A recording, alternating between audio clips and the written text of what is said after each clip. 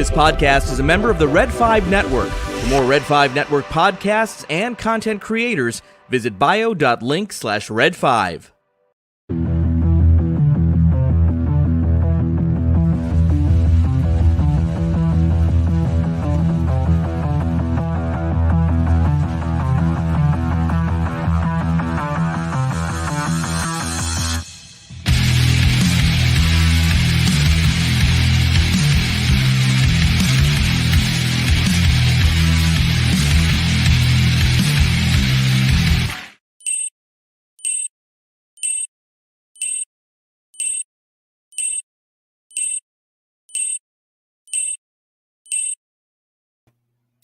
Hello. Hi. It's Tuesday night, and We're we are here. used and abused. I'm Scott. Finally. I'm Kim. Oh, I'm Nicole. If you're a regular here, you know who we are. Get your shit together. Oh, Lord Almighty. Oh, gosh. Oh, that's right. You need to do it. What? I just teed her up for a song.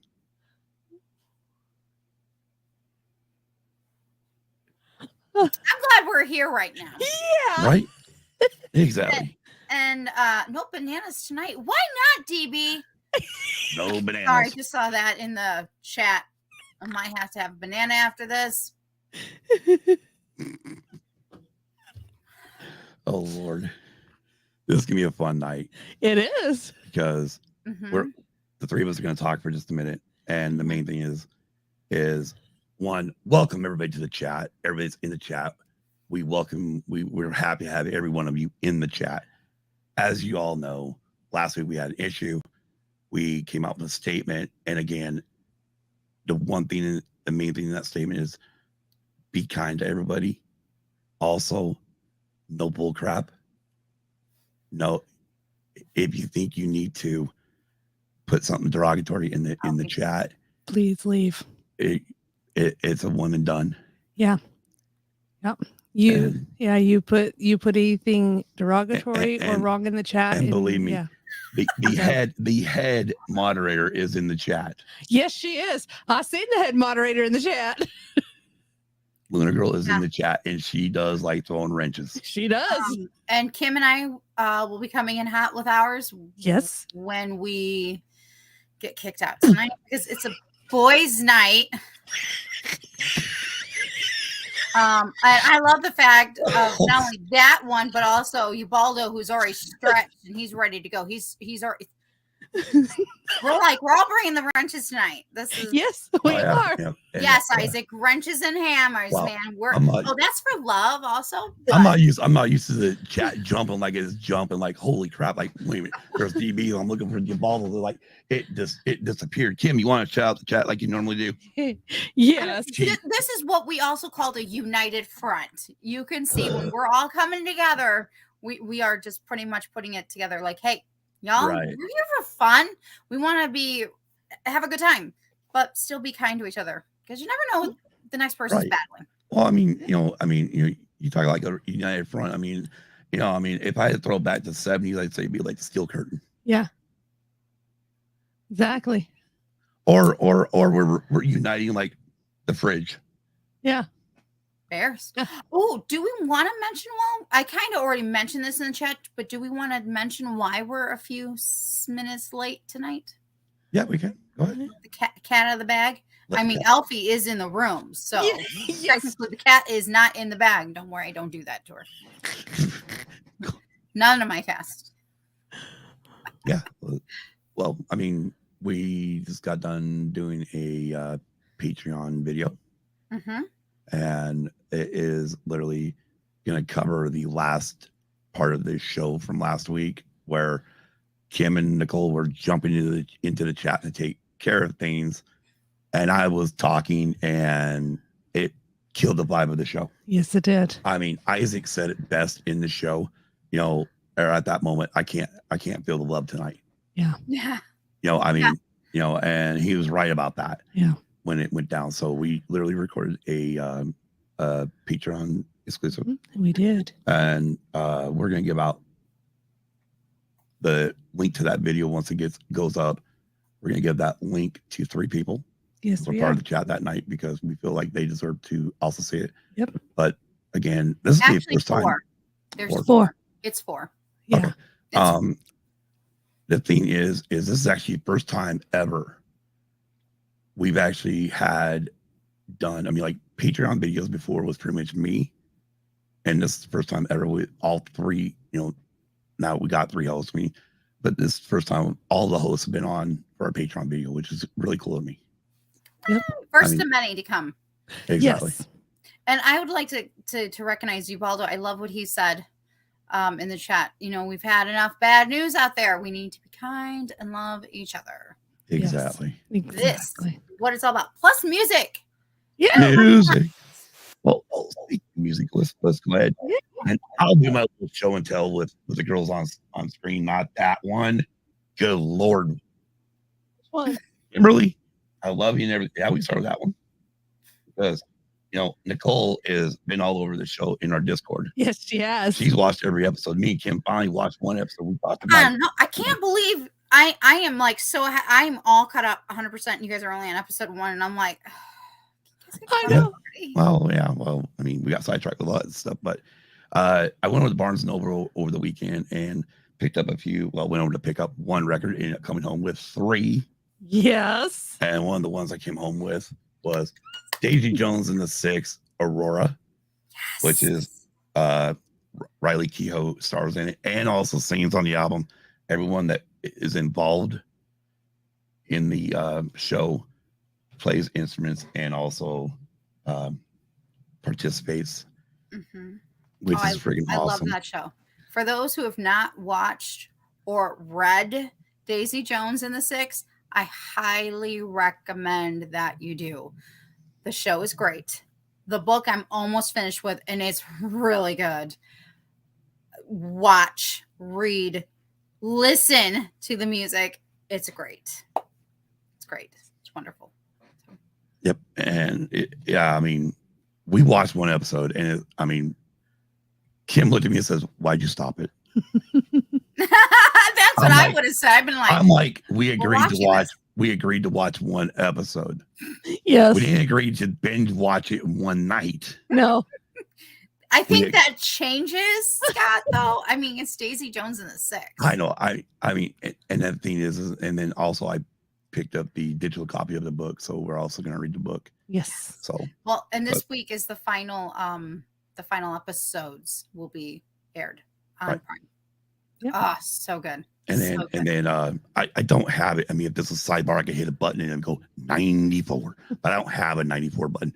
But I also found Jagged Little Pill. Right. Oh, I love on it. LP. And again, I mean, obviously when it originally came out, it wasn't out on LP. It came out on CD and cassette. And but I remember getting it pretty early on after it came out, and I was like, mainly because of the song you want to know. But I ended up listening to the whole album. I ended up loving that whole album. It's a good album. Yeah, I agree.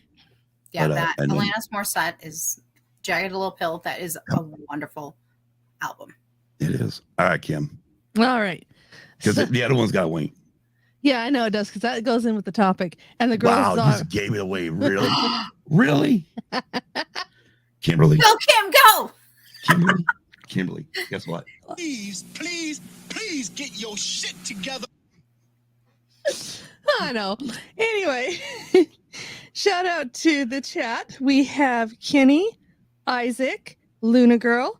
We also have Dragon Buddy's been in there. Whoop, whoop. And we have Ubaldo. And Hickory. DJ. Wait. Rogue You One. guys said Ubaldo. You notice how she really went slow on that Ubaldo? Yay! Well, make sure she didn't go Ubaldi.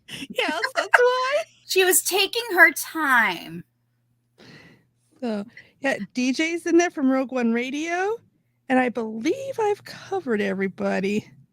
As Well, welcome everybody to the chat and welcome to the show. But at this moment here, this is time. For me to show one more quick thing before I get kicked out?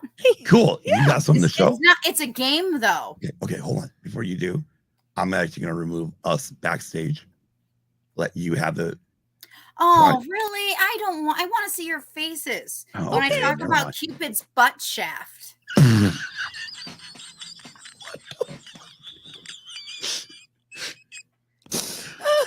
Oh, good Lord. It's right there.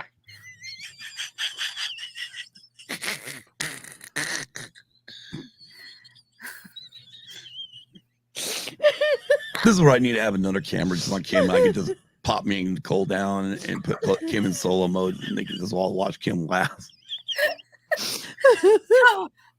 So this is like a Cards Against Humanity, but I like William Shakespeare, and it's called The Bards Dispense Profanity.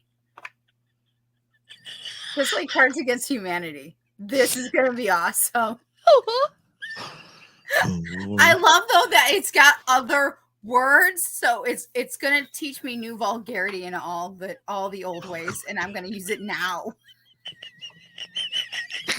Might have to use that on my on Dungeons and Dragons, which by the way you should check out on Friday nights. Red 5's Tavern, Dungeons and Dragons. Exactly. Yeah. So this is one of my favorites things that I found in the past week. I thought that was entertaining. Yeah, trust me. Yeah. If you had that on your bingo card, make sure you let us know you got bingo. Oh Lord. Oh, geez. Yeah, these are pretty a lewd day bed. Oh, here we go. Delicate burthens of dildos. That is yours. All right. I got a feeling we need to have. Isaac, I'm going to tell you something. This is not new. There it is. What's he Isaac? called me, Nicole? This is not new. Not new. Anybody who knows the real story behind Scare After Dark knows where the original concept came from. I'd have to see the actual. Yeah, ears, Dad, ears. Ears. I'm innocent until he knows I'm not innocent. Aren't you guys all crazy? Oh No. Lord, please explain to At least this game, I mean, yeah, it's just, I gotta. Oh, okay. This is funny. I got to read the side version. I'm sorry, this table is reserved for, and one of the things says the loose encounters of lascivious men.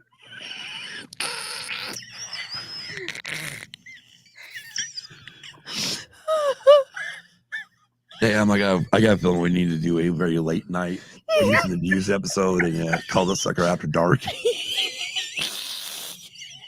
Hey, yo, Shanti, you want all three of us there, Ron?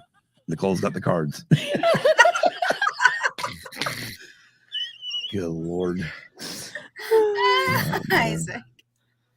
No, he needs earmuffs. He needs some cans that can turn him off. Yeah, right. Right. Yeah. Anyways, all right. Yeah, that's not what you visit prime Kim, time. I think we set this up pretty good for them. I think so. All right. Well, before you kick out, let me go ahead and welcome DB in, and I'm gonna leave you and DB to talk for a minute so we can get Kim out of here, and then I'll come back and we'll rock this. Okay. Yeah. Right. All right. Well, anyways. Hey, DB. Hi. Hello. Again, no. I mean, like you said, that if you definitely did not have that on your bingo card for use and abuse. No, did not think that was going to happen. I mean, thank you for keeping me on my toes. You're welcome. No problem. Anytime. You never know. maybe escape pod night, maybe. Right. Even. No, I mean, Nicole brings Shakespeare, and nobody's expecting it. Nobody. all right. Look at Isaac. He's already saying bye to us Isaac's ladies. I Have a just good already night. kicked y'all out, so- Isaac, I thought you liked us. All right, I'll be right back. And All right. we'll get this started. Then we'll get Nicole out so she can go join the chat. But Nicole, have a little chat with DB for a minute. Oh, of course. Hey, Rolando Rolando's in the chat. Hello, Rolando. What's up, everybody? I know this is so much fun. I hope everyone's enjoying the shenanigans that was added to tonight's fun. Right? I did a pod last week. I'm doing a pod tonight. It's crazy going back to doing a pod. Are you a week guys doing again. a pod tomorrow? No, we are coming back next week, and Okay. next week we'll start off. We're going to try to go back to our original format of every Wednesday. So Sweet. So that's how the about plan. we take this moment? Where can everyone find you and the other guys at ATSW Escape Pod? You can find us. We've got handles on all the social medias. ATSW The Escape Pod. You can find me on Twitter at dragon_bud with 2 D's. Also on Instagram, dragon_buddy. And you can find me on TikTok too through all those links. I make a lot of Call of Duty TikToks, but something catches my eye, I might turn it into a small video. Never know. And you Yeah, really just never never know what you're going to get. You never know. Nor on Wednesday nights with ATSW Escape Pod. Right. bio.link/ATSW The Escape Pod. One link to rule them all. For those who don't know, we have an unofficial Black octopus sitting on Grogu. it's in the unofficial fourth member of Use and Abuse named Alphaba, Miss Alfie. You know, on Friday nights, everyone gets to have Glinda, right? They get to have Right. Sorceress Glinda makes her appearance, but Alfie is like, she's like, dang She's a it, Tuesday I cat. get Wednesday nights, you get Fridays. Nice. Yes. So she does like to make her appearance here and there. So, all right, what do you have coming up this week? Other than I know I'll be seeing you hopefully Friday night. Yep. Friday night, you'll see. I don't know. I might not be playing this Friday. It all depends. I'll bring cards. And then, but next week we're probably going to do some Star Wars. We got a loose format, so we kind of hang out, talk about stuff. We give you a topic, and then y'all can place bets on when we're going to start the topic. So you never know. Very cool. Yeah, Awesome. absolutely. Awesome. And yeah, we've been having fun on the Red 5 Tavern, slaying and world building and going fun Friday nights. Very cool. Okay, Scott, before Yes. you take me out, I've got one more set. Oh God. But I got the set. So I grabbed a card on Uh-oh. one side and I grabbed another card on the other side. And I think it'll be entertaining. Okay. All On right. the 12th day of Christmas, my true love gave to me youth blasted with ecstasy. You're welcome. Oh, that's a disappointing Christmas. Yeah, right. Hey, I have to leave off on a high note here. You guys get to have fun, and I will be in the chat also having fun and going to grab a drink. What are you guys going to be drinking tonight? Just curiosity. Before Water. I go grab me a glass of wine. What? I'm drinking water. We're doing Suicidal Tendencies. I got Pepsi. There you go. Okay, so then now I'm curious. Now I have one question now before I leave. You said I'm doing Suicidal Tendencies, so you have to have Pepsi. Why do you have to have Pepsi? The song that changed it all and kind of brought us together was Institutionalized by Suicidal Tendencies. And all I wanted was a Pepsi, Mom. Just Yep. get me a Pepsi. I learned something new Lyrics today, in the song. folks. Yep. All they wanted was a Pepsi. Well, cheers Yep. to that. Cheers Exactly. to that. All right. Well, I will kick myself out so these boys can take over. Trust me. And by the way, girls' night will be coming soon to you. Ooh. So, all right. Peace out. See y'all in the Yeah. chat. Exactly. So how's it going, brother? Oh, it's going, man. It's going. So I know Kim kind of teased it, so I'm gonna go ahead and finish it off. So the last and third record, obviously, I got was, Nice. and it's on colored vinyl, but I didn't care. It was released by Frontier again, so at least it's off the original masters, Right. and so it's not been screwed with. That's good. But Original yeah, tracks are good, man. exactly. That's a I mean, solid LP. it is, which is kind of ironic because I fell out of Suicidal Tendencies for a while. I got back into them around, what was it, Lights Oh shit! Mainly Lights, Camera, Revolution. Yeah, that one because the song "Send Me Your Money." Yeah. Yep. I love that damn music video. Oh, they had a knack for some videos that were just, I mean, starting off with Institutionalized. For me seeing that, I didn't have MTV until '86, so it was catching reruns of that. Right. And then Lights, Camera, Revolution was I would say that's the quintessential one for me. Was they really hit mainstream, full throttle for a thrash band. Yeah. For me, I know it was around 85, 84, 85 when I got their first got on cassette. Our local drugstore, and of course, we grew up in a small backwoods town, so they were always, we didn't even have MTV on cable. I mean, right? They didn't get MTV in that small town until '98. Yeah, that's like where Kelly grew up. So as far as Headbangers Ball got, when I knew about it, I would give videotapes to friends who had satellite radios. Like, please record me. And they'd bring it to school on Monday. I would spend the rest of the week watching it and give that tape back on Friday. So I get the next next show. So, I know who Ricky Rackman is. And, but for me, I got it.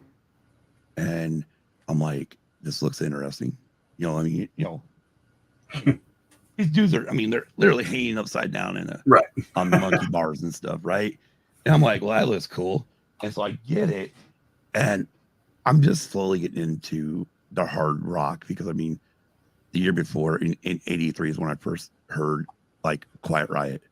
Right. So I'm starting to finally kind of getting this hard rock edge. And now I'm getting into thrash without even realizing it. And I know they call them more of a crossover thrash band. Yeah, crossover. And they stuck to, you can feel the punk roots to it. Right. But as far as being a full crossover, they're more thrash than anything, but they are a unique thrash. Exactly. And that's one thing I was thinking too when I was listening to it today. I'm like, oh, well, now I know where I got my punk influence.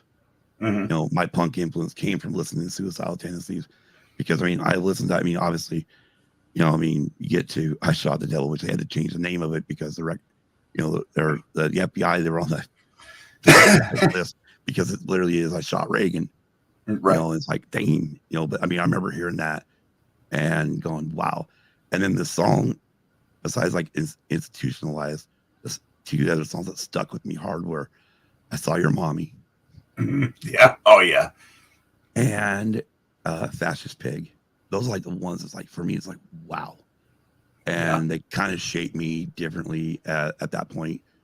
But yeah, and then a buddy of mine joined the army when it came out, or or someone when he finally saw it. So I had the first one.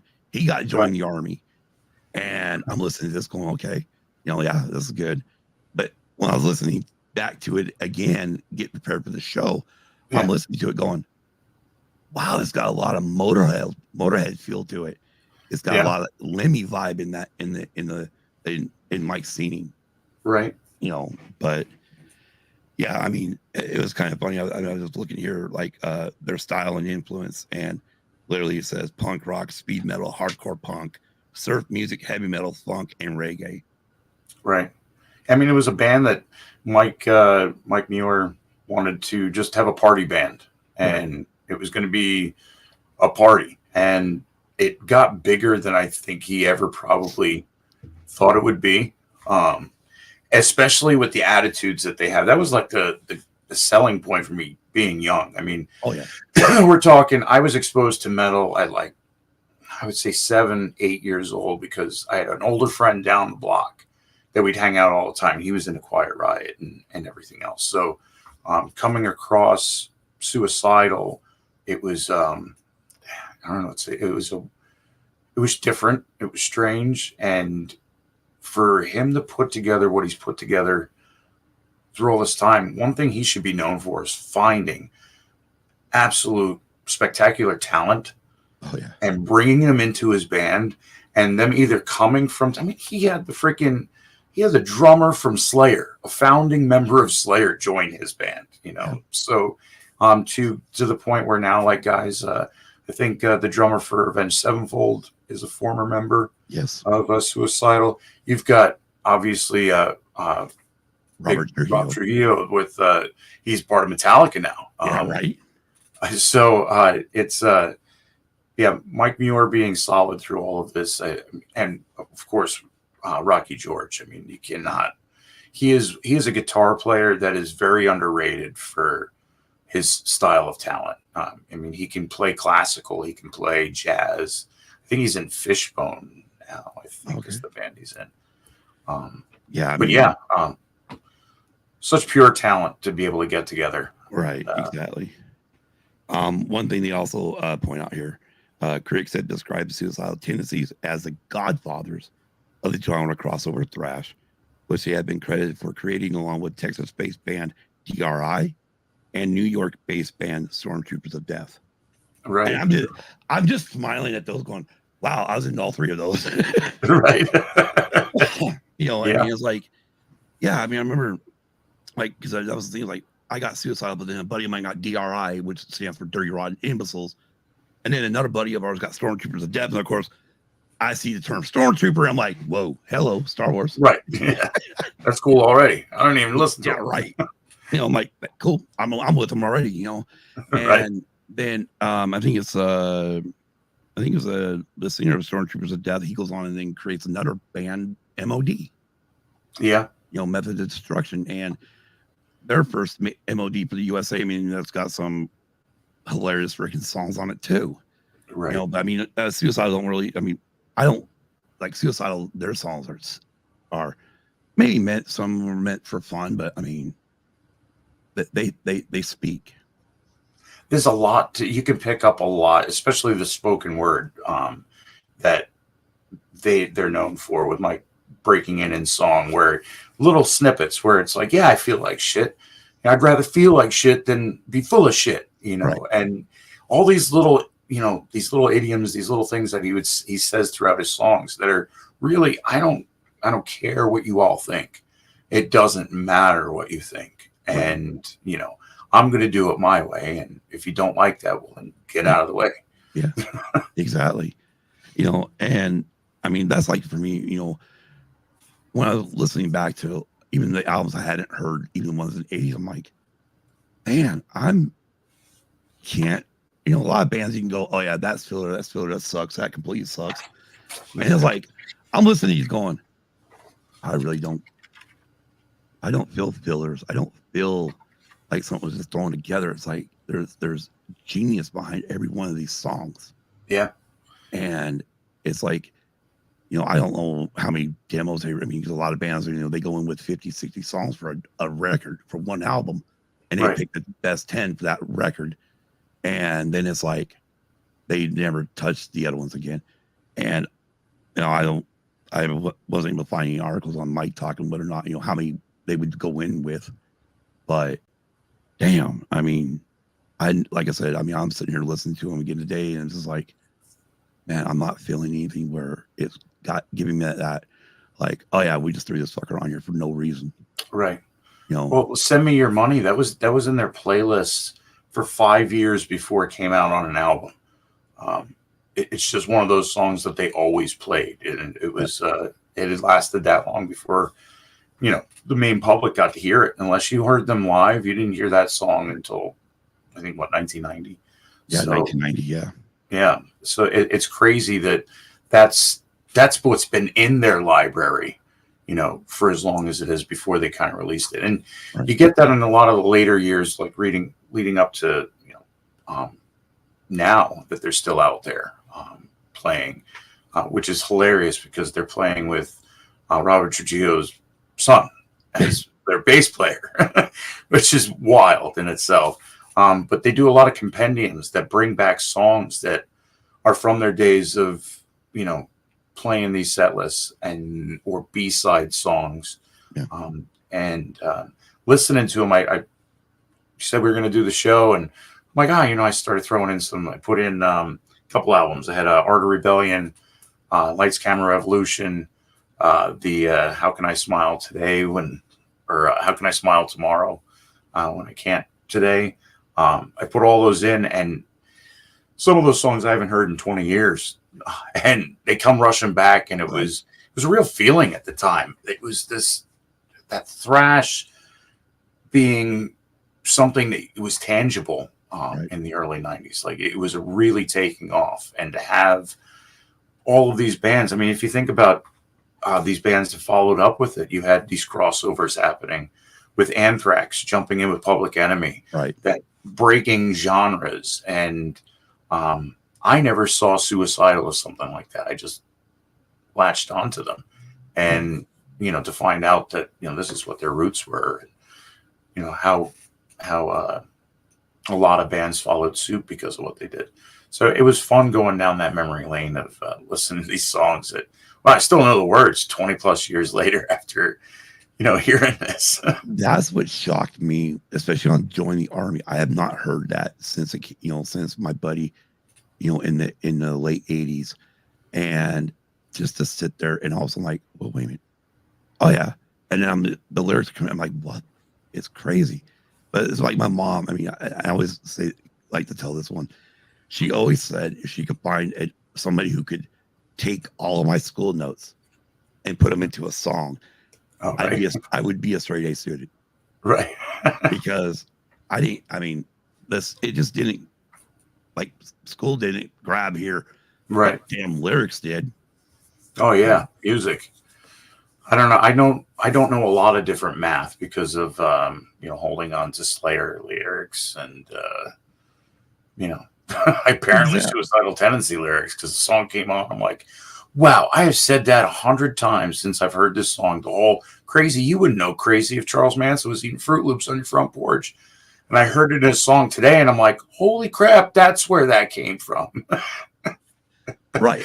And it's funny what we do grab onto, not just lyrics, but even, lines from movies. There's constant, we all do. There's lines from movies where we just pop something. And somebody goes, where have I heard that before? And you're like, this movie. You're like, oh, wow, I'm not, but they're just shocked, But yeah, there's times where, I'm sure I've done it with Suicidal, it's not realizing it. But I'll do it sometimes with freaking Crew, where I'll just pop off something, or Kim will say something, and I'll say something along the lines, well, my death list is under my crucifix, right? Which is in the song Wild Side, so it's like automatic, but it's no big deal. One thing I found interesting is the bands who say that Suicidal actually influenced them. Right. And it starts off including Anthrax, right? Biohazard, Body Count. Now, who remembers Body Count from the 90s? Ice-T's metal band. Saw them. We got to see Body Count. So I did buy their first album, bought Cop Killer. Right. That's what it's titled. It doesn't say it nowadays, but it did then. Yep. Before the PMRC and the explicit lyrics and right. And then the first crossover that I truly latched on, Anthrax and Public Enemy. Right. I went in and I bought the tape, and I came out and I threw it in, and every time they cursed, I heard a bzz, like a bee buzzing. And I walked back into the music store and was like, what the hell is this? Like, it's got bee noises. Oh, that's a censored version. The other versions, they're stickered. I can't sell them to you. You're not 18. Oh, wow. Are you serious, bro? Because, again, all that was just a warning to parents. It never did this say is what your kid's listening to. It never did say cannot sell under the age of 18. It just was a warning to your parents that, hey, this got explicit lyrics. But, it's funny is a lot of those people who owned record stores or even little side mom and pop shops where they're selling cassette tapes or even records, they would not sell to underage. Right. And I remember a bunch of my friends coming up to me and saying, here, $20, go buy me the newest Two Live Crew album. Right. Okay. I got no problem going buy Two Live Crew. And the funny part was I was underage, age 18 too, but I'd throw the beard out and whatnot, Right. and the facial hair, and be like, oh yeah, I mean, I could walk into in our small hometown, which is funny because almost everybody knows each other. Right. Well, when new people came in, they started working at convenience stores. Well, you could walk in and go buy a 12-pack, Right. no questions asked. Yeah. So, I mean, there's a reason why I kept the facial hair going, because like, you're gonna think I'm older. I'll take It this. got you places. Exactly. Got you more places. But some of the other bands, Children of Bottom, Yeah. Death by Stereo, Dub War, Green Day, Jane's Addiction, Incubus, Killswitch Engage, Korn, Limp Bizkit, Megadeth. I don't know why I got Megadeth on there. That's weird. Yeah. Metallica, MXPX, Korn, all right, let's say Korn, NOFX, The Offspring, POD, Pantera, Papa Roach, Pennywise, Rage Against the Machine, Sepultura, Seven Dust, Skrillex, my bad, Slayer, Slipknot, Soulfly, Stained, System of a Down, Terra, and Hank Williams III. Right. Which is like, wait, what? And then you start reading their biography and find out that, Hank Williams, his son, loved Suicidal Tendencies. Oh yeah. Metal in general. And there's some hardcore metal in there. The Soulfly and such, that like that's real true to thrash metal that are still out there killing it today. Right. Well, I mean, thrash metal, when it got to the 90s, if it wouldn't have been for Pantera, heavy metal might have gone away. Yeah. Yeah. It's what it is Rocky George being part of it. The Dimebag Darrell, the guitars of the early 90s breaking away from where metal seemed to be going, where rock seemed to be going, right, and bringing that harder feel into more mainstream. It was that flooding. That's why gatekeeping when it comes to metal is ridiculous, because metal has branched out so differently through the years in order to bring more people to it. And Suicidal being truly one of these pioneers of crossover into thrash metal that was mainstream thrash metal. Oh yeah, besides Suicidal, I was into Exodus. I got into early Metallica, and got into Megadeth, and these guys were, for me, I loved. Now they call it the hair metal, the hard rock of the 80s. These guys were a breath of fresh air to that bubblegum, some of that bubblegum stuff that was coming out by Bon Jovi, Poison, the boy bands of the 90s, right. Right. Listen, I know all the words. I'm a very eclectic listener, and sometimes I hate the fact that I can sing some songs, and that I find some enjoyment into them. But at the same time, like, I was more into the heavier side. I had friends that had pointed me into rock and metal mid 80s when I was very young. Like I said, 7, 8, 9 years old, already making the switch to metal. So I've listened to it for a while. Yeah, my first actual rock album was given to me by, I think it was for a birthday, by my by an uncle, and it was Bachman Turner Overdrive. It was actually their second record. Oh, wow. And that got me, in a way it made me understand later in life why I liked like Leonard Skinner, because they're all part of that Southern rock, And then as I get into the 80s, we moved back to Nevada, and I start hanging out with, like somebody's a lot older than me. But he's got a lot of cassettes, and he's got Motley's Shout the Devil, and I'm like, dude. And I'm looking at it, he's playing for me, like, oh, this sounds cool. And then I look at the album cover and go, who are these chicks? Right. He's like, oh, those are all guys. I went, excuse me? They're guys. Why they got makeup on? Why they wearing earrings, long hair, earrings? It's like, I'm confused. Welcome to glam rock. Right. Because like for me, I had seen Kiss Meets the Phantom of the Park on TV in the 70s, but I thought Kiss was actors. Right. They were musicians. I thought they were actors. They were on TV. Right. So it wasn't computing that, oh, this is a rock band. So but, and again, I mean, that's why, I think that's why I gravitated to so much more music. One, my parents, I mean, again, it starts with them, what they let me listen to as a child. It was from Elvis, Johnny Cash, Beach Boys. It was all this different stuff. My dad listened to Steppenwolf and Creedence and stuff. And like, wow. So I was literally just hearing a lot of this different music. Plus, disco was out when I was growing up. Right. And so I was getting into that. And of course, Elvis was still around and whatnot. And it just shaped me for the 80s when I was going to eventually become a teenager and get into all this different type of music. And the thing is I didn't just stop at, hair bands and straight up heavy metal or thrash. I mean, I got into the early days of rap, and I got into everything that was out there. I mean, Falco. I mean, yeah.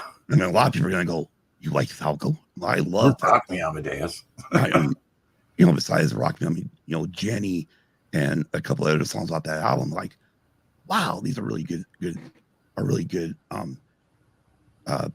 songs on here. But it was just one of those things. Speaking of my DRI brother, CC. He's got a band. Actually, damn it, CC, throw your band name in the chat. But they got some videos up on YouTube. I need to pimp them out, promote them really hard.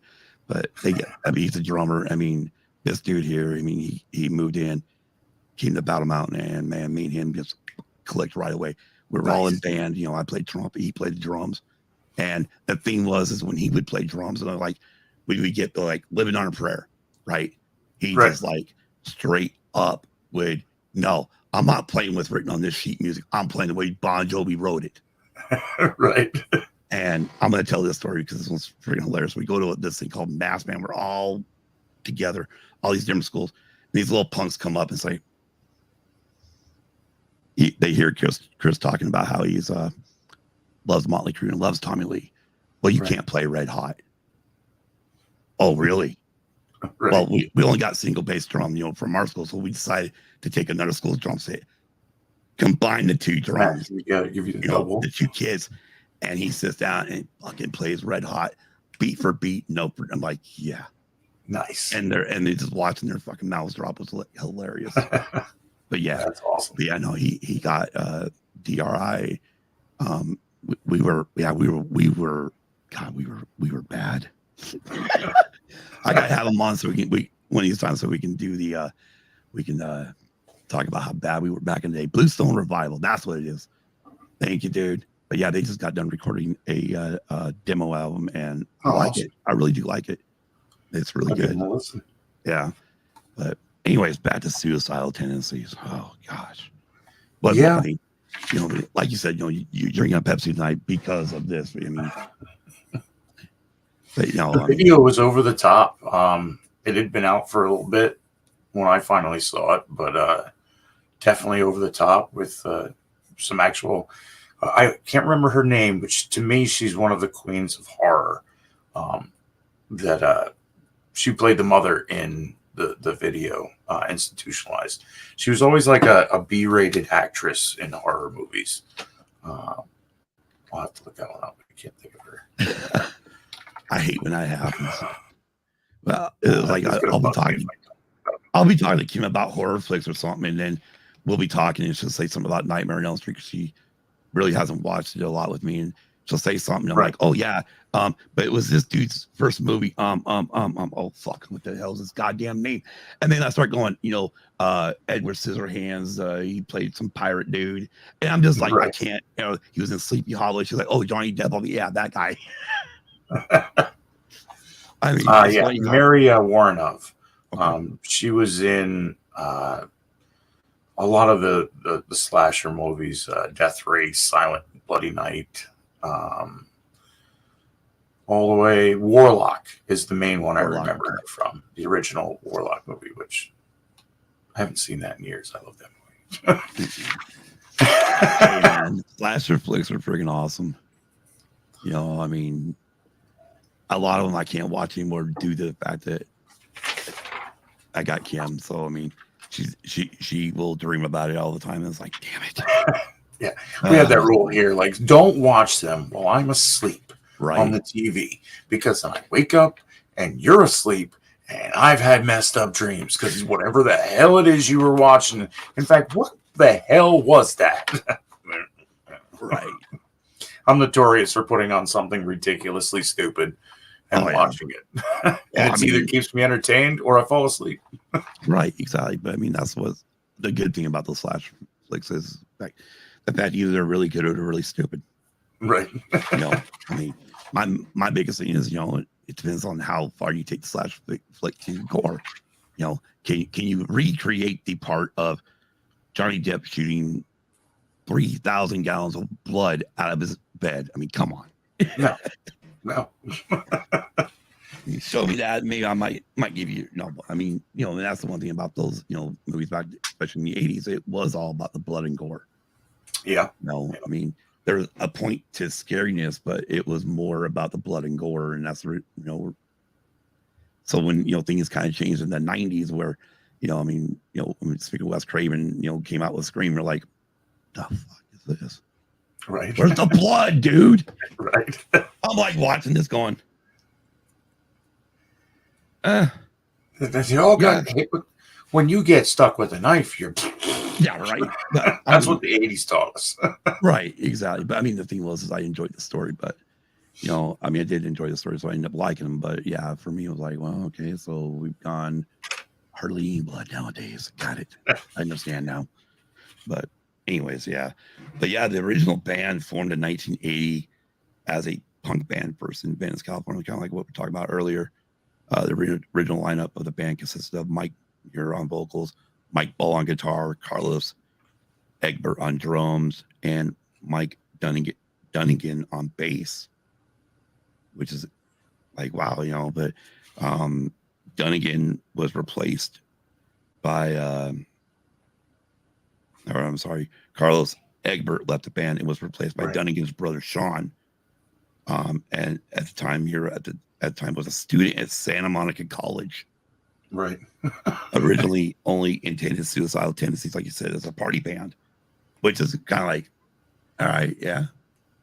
But I'm happy you guys got away from it because holy crap. Oh, yeah. Well, they had a lot of controversy that followed them in those early days. I mean, well, it was thrash metal to begin with. So you had your mosh pits, and mosh pits in the 80s, early 90s, they were a sight to freaking behold. Like nowadays, don't get me wrong, good mosh. I'm a little too old to be jumping around in a mosh pit, but you know, I had my time, and probably why I'm so beat up in later years. But the mosh pits now, they don't feel the same as they did late 80s, early 90s. Yeah, you were in survival mode out there. Me and a buddy, he was graduating 8th grade, and then he was in the same class as my sister and Kim, the class of 94. And I had to have my mom had to be there pretty much in the beginning for me to be there because I was a senior in high school, and these guys were going to be my freshmen. Right. I was just there for having fun. And the DJ threw up what he put on. I think he put on I Shot Reagan. Oh, right. Or I Shot the Devils, what they titled it, but we all know what the song's title is. It's in the damn lyrics. But he threw that up, and me and him just started like, fuck this, let's turn this into a mosh pit. And we're just slamming each other. I mean, teachers are like, what the hell are they doing? We're only two doing it. Everyone else at a school dance. Yeah, right. Everyone else is standing off to the side going, what is going on? They have no, I mean, we're just start on each side of it and just run hard as against each other. God, that was a fucking night. Yeah. You know, I mean, of course, my knees and everything's now paying for it, but that's also because of football. So, I mean, football and then marching band and all that good stuff. So, yeah. all that shit beat me up. Yeah, right. Yep, although. Yeah. Exactly. Definitely knees cannot handle exactly. that. Yeah, if I'm going to a show like that, it's like, I'll take the seats right over there. Thanks. Yeah, like we did, which is funny because got links to Suicidal Tendency wise. We've got what the heck is his name? Is it DeGrasso was? I don't think he is now though. But several former band members went on to play with Megadeth. And speaking of like mosh pits, we upgraded our seats to like the seats right before floor space, so we can sit down and you guys do whatever you got to do over there. I mean, I get it, buddy. Yeah, I get it. Exactly. Over there, I'm good. Because the main thing is we forget that we are older because for some reason the mind does not realize that this body has gotten old and can't do what it used to do. And the mind's like, oh no, you can do this. You can do this. Yeah, absolutely. And then you go the next day and afterwards you're like, oh, fuck. Oh, yep. And your mind's like, you're right. You were right. You were right. You shouldn't have done it. Yeah, right. Oh gosh. But one thing that was also back then, they had a very rough start, including being voted worst band and biggest assholes in Flipside in 1982. But the following year they were voted best new band. Yeah, not assholes. Right. And or at least the asshole part was not in the deciding factors. I've got a good sidebar for when I bought this over at Barnes Noble the other day, because the cashier actually talked to me. Right. And he's like, oh yeah, they came here to Yuma in, what was it? Gosh, I think like 86, 87. Oh wow. And one of their friends that they knew from LA had moved to Yuma, so they were just staying there. And this guy and a few of his buddies got to go hang out with them after the show at this guy's house. Oh wow. And he's like, you think, rock, hear these, heavy metal rock star guys, you're thinking, yeah, it's gonna be one big ass party. No, we just sat around and talked. Right. I'm like, damn. First of all, that'd been cool to be there. Oh, right. I mean, just to hang out with like a band like that, like, fuck, really? Man. I listened to a lot of Mike Muir interviews over the past couple of days, just kind of getting some background again on the band. And the man's mind works in a very cool way, that he can see through bullshit and he can almost philosophize in his own way, I guess you could say, in a way that you can understand what he feels about things going on. So I can only imagine being able to go and hang out with those guys. It sounds like it would be something wild to be able to sit and pick their brains and just shoot shit. Exactly. Not to mention, it's one of those bands that I did not get to see live. So maybe one day. Yeah, hopefully, right. There were many rumors of the band members as well as their friends and followers being involved with gangs, especially Venice 13, a Mexican-American gang in that area, with Muir's trademark blue bandana. Yeah. And violence at the band's performances as evidence. They didn't understand mosh pits. Yeah. Well, they were what, banned from in LA for 5 years or something from playing in LA due to the supposed gang affiliation, which I guess Mike has always denied there was any affiliation. But when you look at the iconography of what they were wearing, stuff like that, pretty coincidental. Exactly. And actually in the original lineup photo, which can be seen inside their self-titled debut album, drummer Avery Smith is wearing a flipped up hat, and under the bill are the markings V13, thought to be the initials for Venice 13. Smith was not a member of V13, and the hat worn in the photo was borrowed from a V13 member, Steve Mayorga, brother of Suicidal Tendencies bassist Luigi Mayorga. Yeah. Eventually, another gang sprang up, possibly named after the band, the Suicide Psychos, spelled CYCOS, also known as the Suicidals, or Suicide Boys, with chapters in Venice, Long Beach, Santa Monica, Orange County, Oceanside, San Diego, and San Antonio, Texas. And San Antonio. What is it with Texas? Right. But yeah, I mean, honestly, I mean, being from like even where I was at in Nevada, I mean, the V13 would have never meant anything to me. I would have never known anything. And I mean, even like I barely knew, even in the 90s when Tupac, All Eyes on Me came out, that he was throwing up a sign. I grew up rural East Coast, aware of East Coast, but not aware of East Coast, West Coast. Oh God, right. Beef, the gang culture of mostly West Coast that you saw, on TV. Right. Well, I mean, most of us are really exposure to gangs even on the West Coast was the movie Colors. Right. I mean, that's where, and Ice-T did the sound or the title track for that movie. That was like, okay, there we go. Right. I mean, before that was like, yeah, I have no clue. I mean, you'd hear about it on the nightly news once in a while. Yeah, that's about it. And again, what kid is actually sitting there while mom and dad got the nightly news on? Yeah, none of us. Right.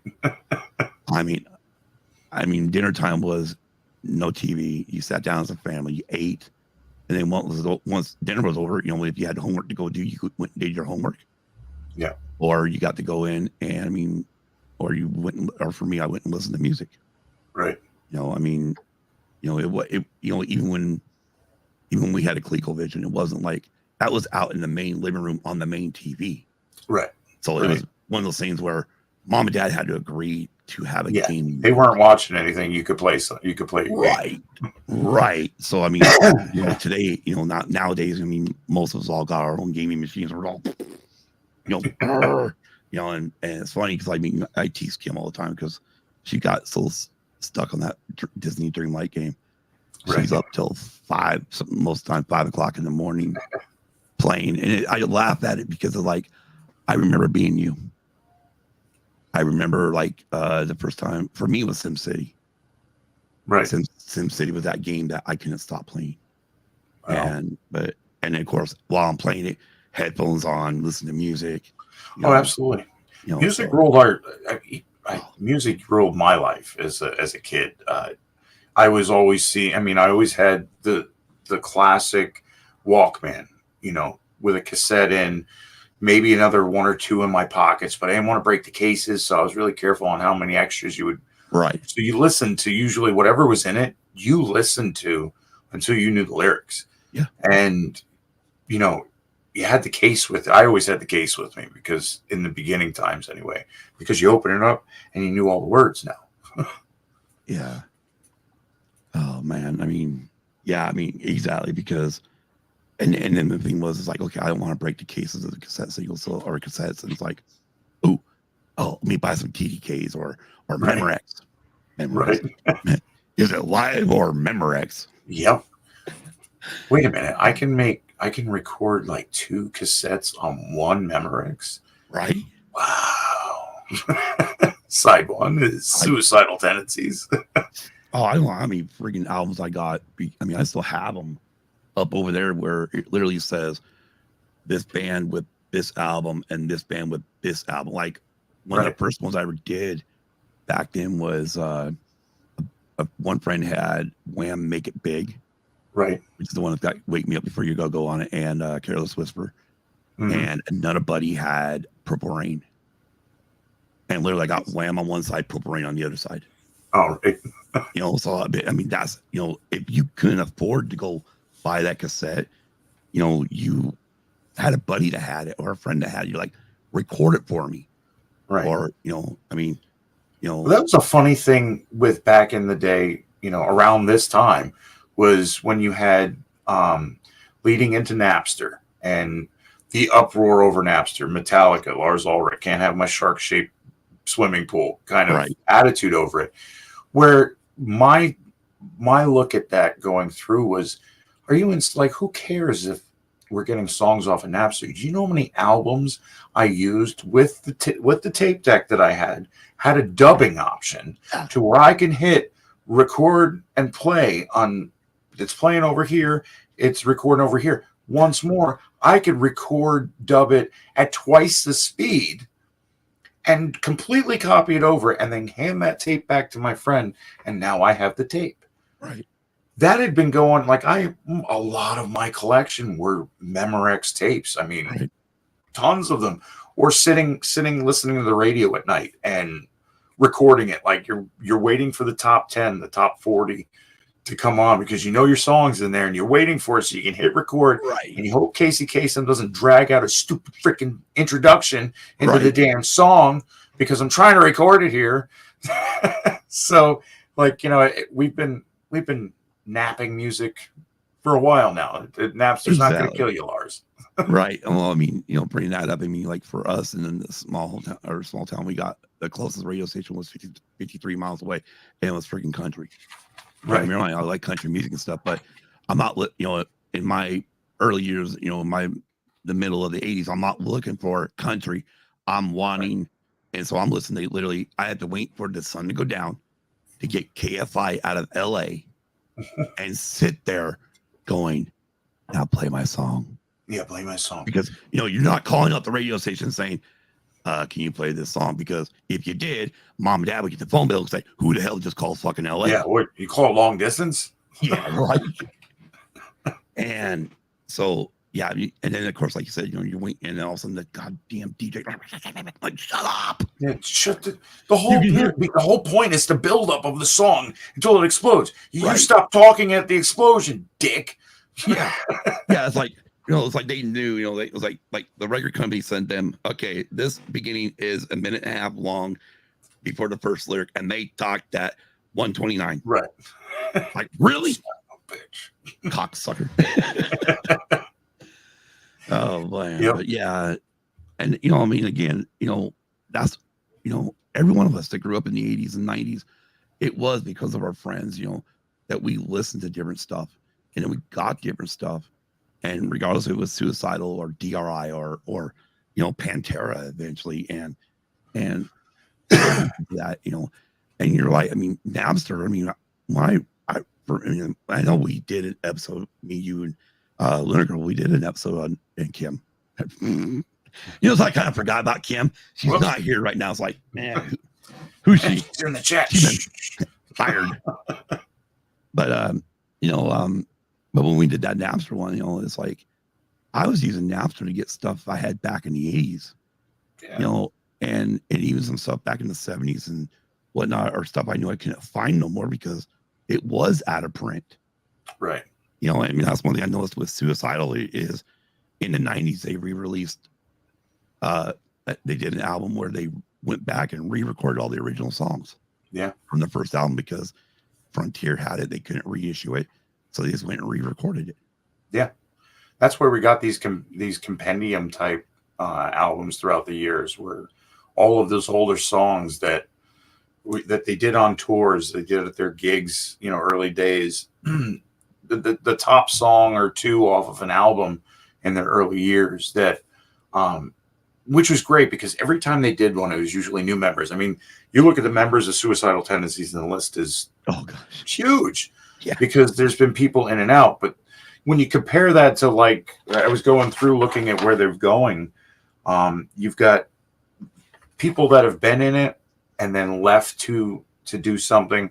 And we were talking bands like with Kendrick Lamar, Snoop Dogg, Erykah Badu, down to Lita Ford and Megadeth and Ozzy and the literal founder, David Lombardo of Slayer, a founding member.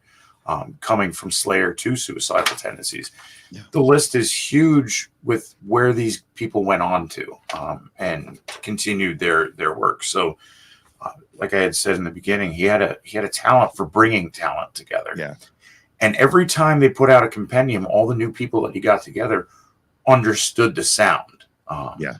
And were able to kick the sound, which I think really turned a corner with Lights Camera Revolution. With bringing in Trujillo to play bass and getting that funk. There's that layer of funk to it. There's that layer of just a groove, and as well as being able to play the guitar or play the bass guitar with his fingers to where it's almost like a pick. The way he can strike those strings. So he added a whole nother level to Suicidal Tendencies, and then no wonder Mike Muir went off and started Infectious Grooves with him, which was a more funk type band. And all of those, all the people that he were to bring together had those styles somewhere. That jazz style, that funk style, that thrash sound, and it was just a really good mix of all those elements. To truly, personally, I think they were a sound unto their own. They're thrash. Yeah, they could be crossover. It hit me at a weird time in life where the lyrics meant a little more. That fuck you. That teen angst, feeling alone, or feeling like things are overwhelming. It was this song to be able to let it out, and and it was. And if you even look at like the slower songs that they do, Nobody Hears, that's a great song. I love that song. I've listened to it a dozen times just in the last day or two, because but the rage that's inside, and if you watch the video, you would think it's a thrash. Without the music, you would think it's a thrash song, and it's not. It's a very slow song, but the rage inside is moshing around, is bouncing around. So those layers really, it's a song, a sound unto its own, and I really appreciate it even more now, being able to go back with the power of YouTube. Like I don't have to go dust through a collection somewhere that might be stored. I just like that. I had the album I had for years that I can't find. Exactly. And and one thing I think it could be pointed out, and I know a lot of people try to say, oh well, they're like, especially with the first album, well, that one sounds a lot angry. It's like, guys, he has not lost any anger. Mm-mm. The one thing, and that's one thing I love about Suicidal, is the fact that Mike has not lost it. He still has it, but with bringing, like you said, bringing Robert on board, brought that funk in, and it changed. And that's the one thing I love about Suicidal, is that you go listen to all those albums, and like nothing sounds the same. Right. It's changing all the time. And I know a lot of people, and for me, I'm one of those ones where, like, and I'll go back to like Def Leppard and say, okay, after Hysteria and then Adrenalize came out, I stopped listening to them. Yeah. Because they were becoming, in my opinion, AC/DC. Right. But it was just the same boring sound over and over and over. Right. It's like, give me something fresh. And that's one thing, probably why I did like what Crew did throughout their career, because they did change their sound.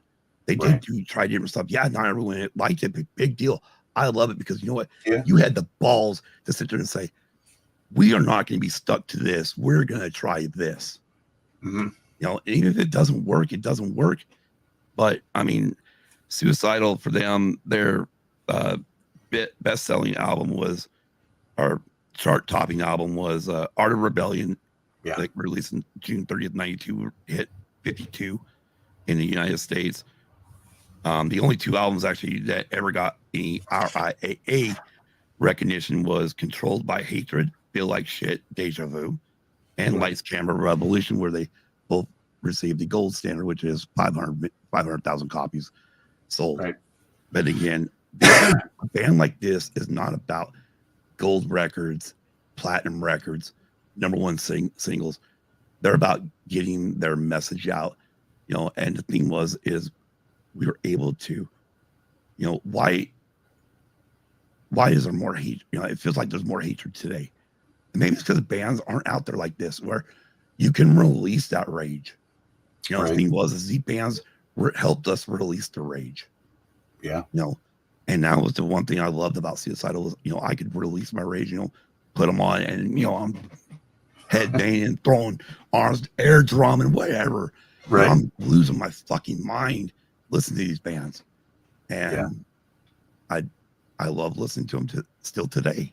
Yeah. I ranked them with a lot of the music I was into at the time. Early '90s would be, besides the metal and the chart toppers for metal and rock, there was a lot of like the darker tones that pre-emo, the Cure, Depeche Mode, that darker melodic sense. And you feel a lot of that in Suicidal Tendencies. You can get that melodic tone, especially in once the Trujillo joined in, was because you got those deep resonating bass tones that can lock you in. And so they said it was a vibe back then of just, people look at you like, oh, listen to the lyrics. It's not that I'm listening to this song and now I'm suicidal. It's right. You listen to knowing that the pain you might feel, you're not alone.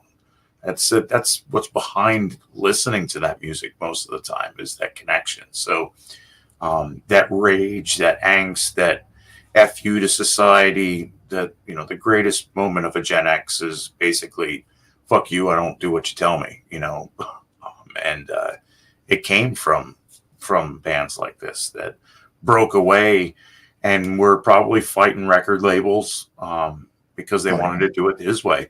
I love an interview where they were like, where people are like, I want to be like you. And he's just like, you fucking know who I am. You don't know who I am. If you want to be like me because you think I'm a rock star, then you're wrong. I'm not a rock star. This is not what I wanted. He's a very deep person when it comes to that, like I said, it sets him apart as a band. Right. Exactly. I mean, and that usually these guys that don't want to be rock stars, they're the ones that when you meet them in person, you're really taken aback about how nice they are. Right. They're not that prick. They'll sit down and have a beer with you. They'll sit down and chat with you. They'll sit down and have a Pepsi with you. Right. And I've gotten to meet a few artists from the 80s over the years.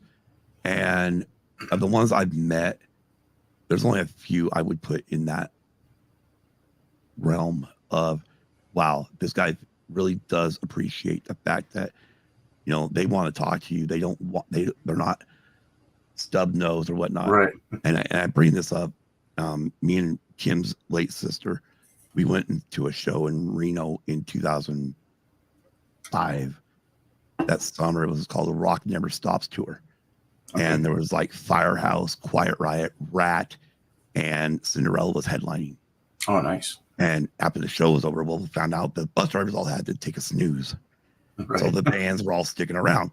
Quiet Riot was unapproachable. Oh, really? Kevin DeBro, all them were all unapproachable. It's like, wow, never thought of that. Never thought they were like that. Warren DeMartini of Rat was very approachable. Right. But also for me in Rat was also John Corabi. Well, he replaced Vince Neil and Motley Crue. He was very approachable. We even chatted because I was wearing a Motley Crue shirt at the time. And when he wrote his autograph, he said, Crue rules. Right. Which Nice. was pretty cool to me. And then we met Jeff LaBar, the guitar player, R.I.P. Jeff of Cinderella, met Eric Brittenham.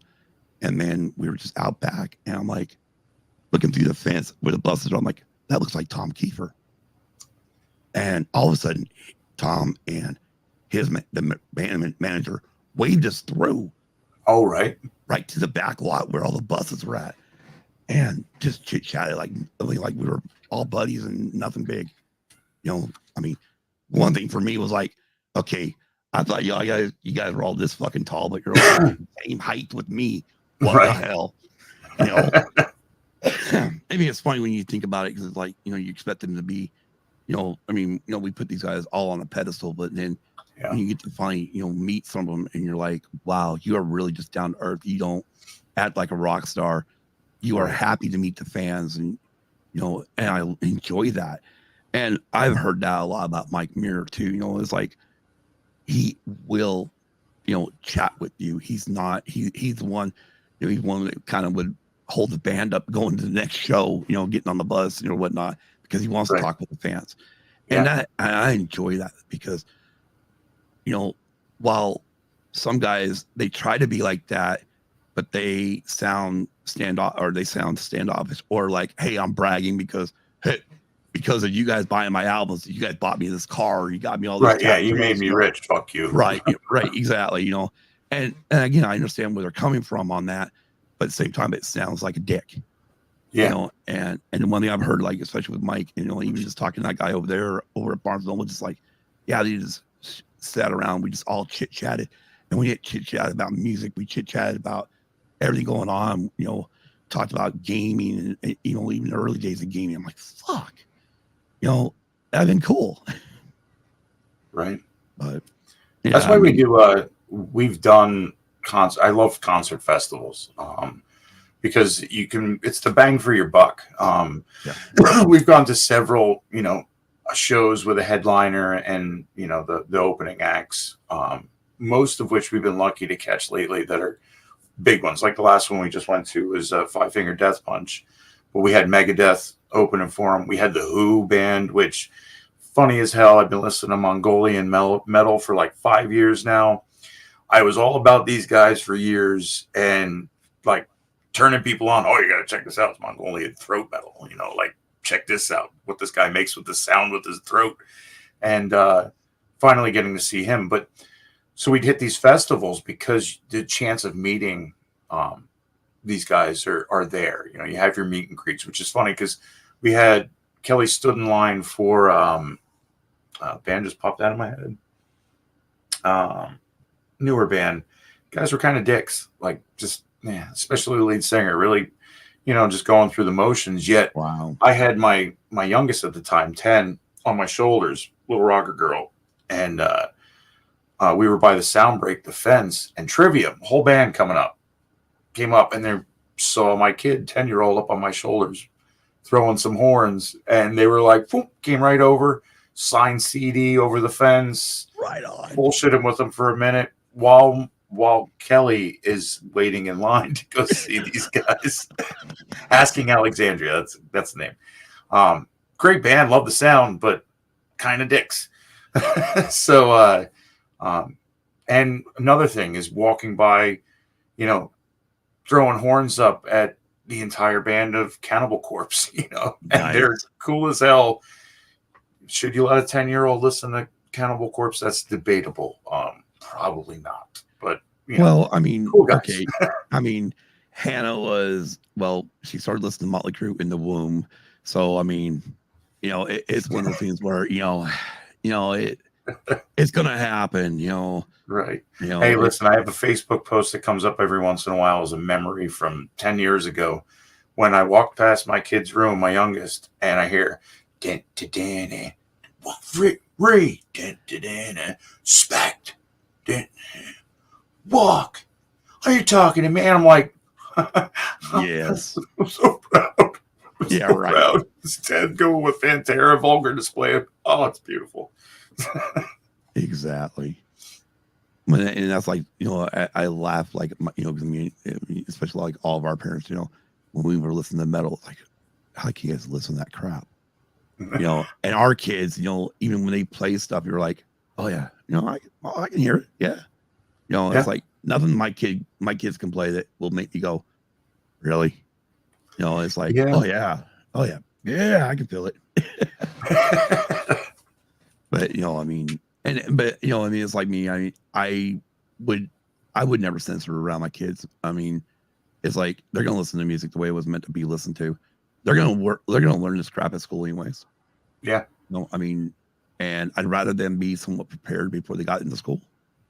Yeah, we never really had that issue. I mean, like withholding, you know, making sure you don't say something around the kids, or we're kind of open with it, and you know, open with the fact that this is vulgar language, and you know, we don't conduct ourselves like this, right? You know, in certain situations, but and our kids would.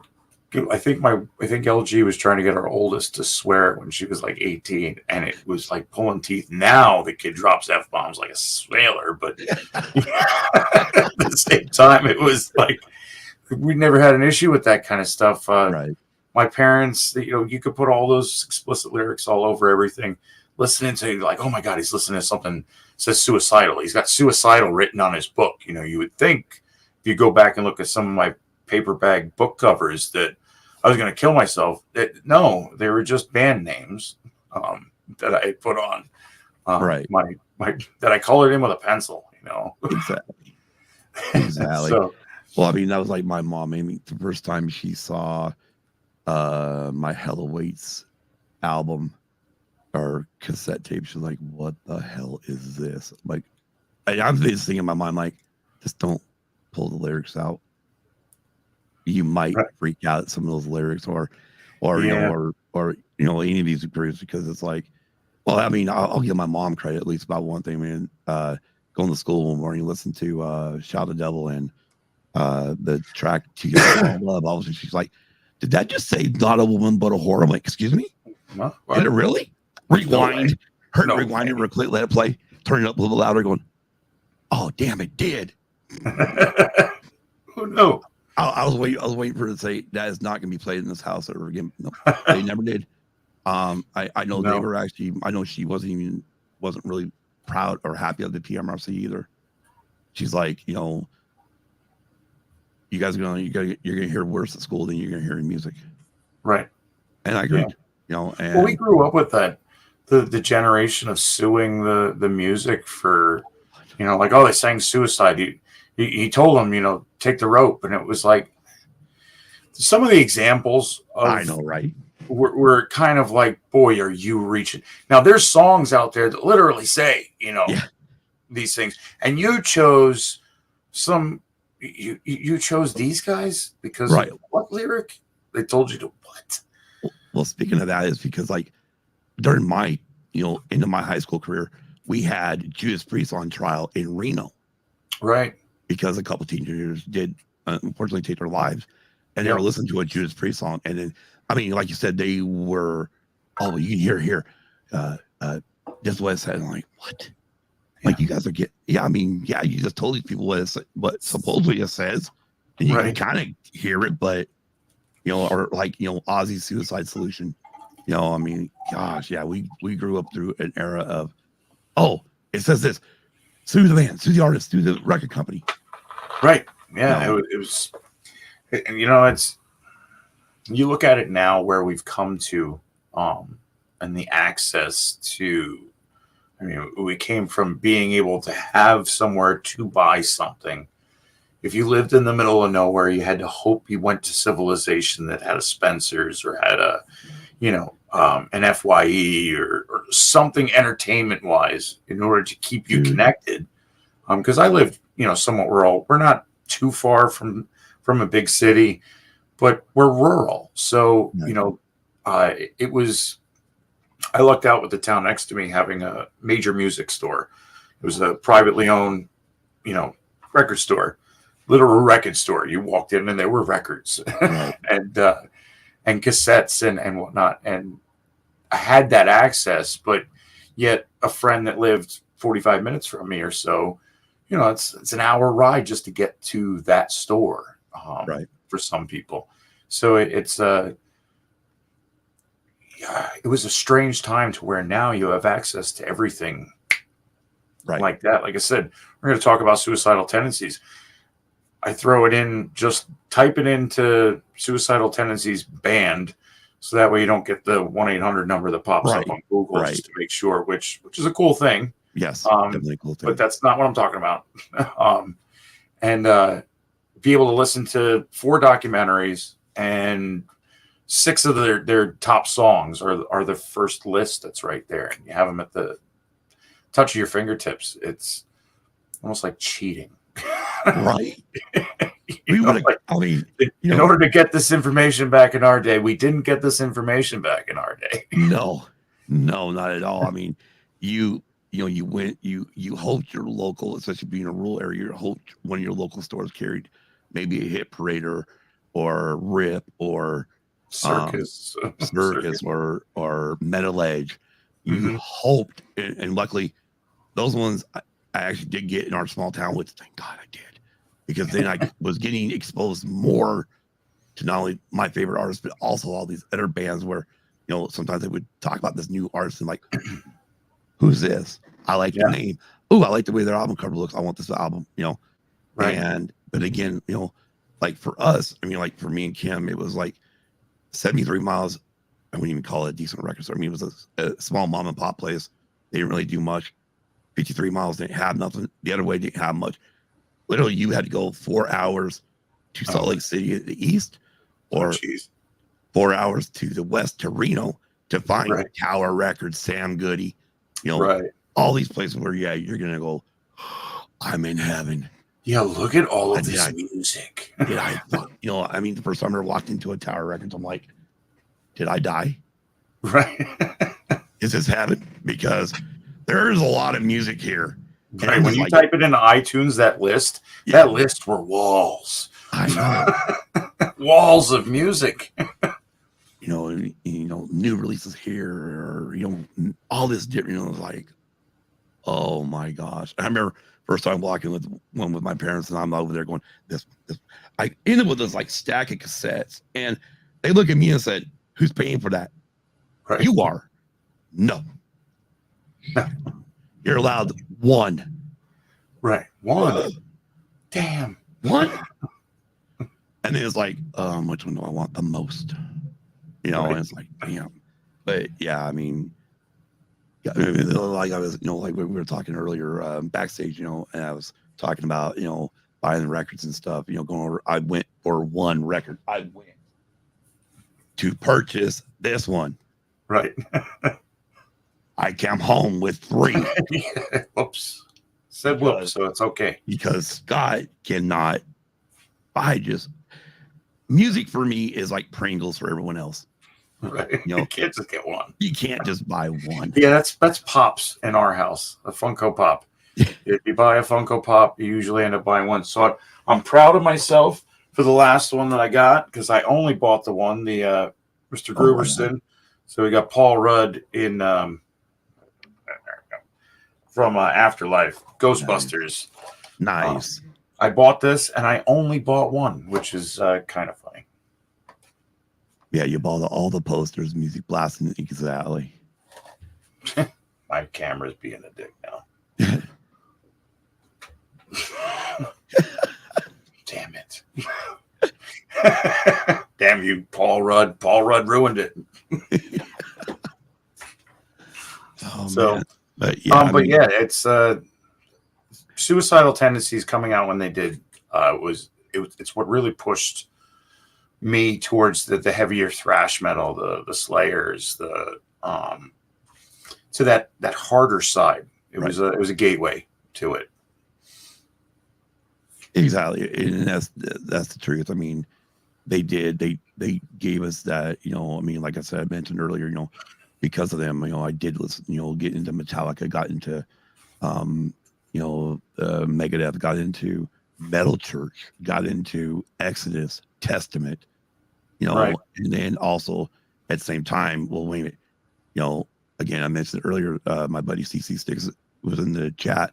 He got DRI's first album, and man, we played the living hell out of that.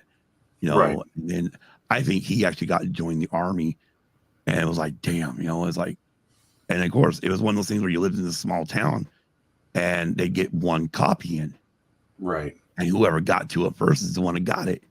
Yeah. Well, unbeknownst to me, I didn't realize you can actually go in there and beg them to order something. Right. I found that out later when I went in. After I learned of after Appetite for Destruction came out in '87, I learned that they had a previous album called Live Like a Suicide. I went, ooh, I gotta get this. Right. And I go in there, I'm like, can you guys order stuff? Yeah, we can. What are you looking for?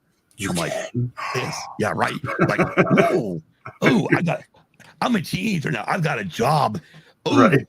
Spend the money. Spend money. No point of going, Missy, I need to savor this, and that new albums. And, had them look up Live Like a Suicide. Like, oh, well, it's only on vinyl. Oh, okay, never mind. Right.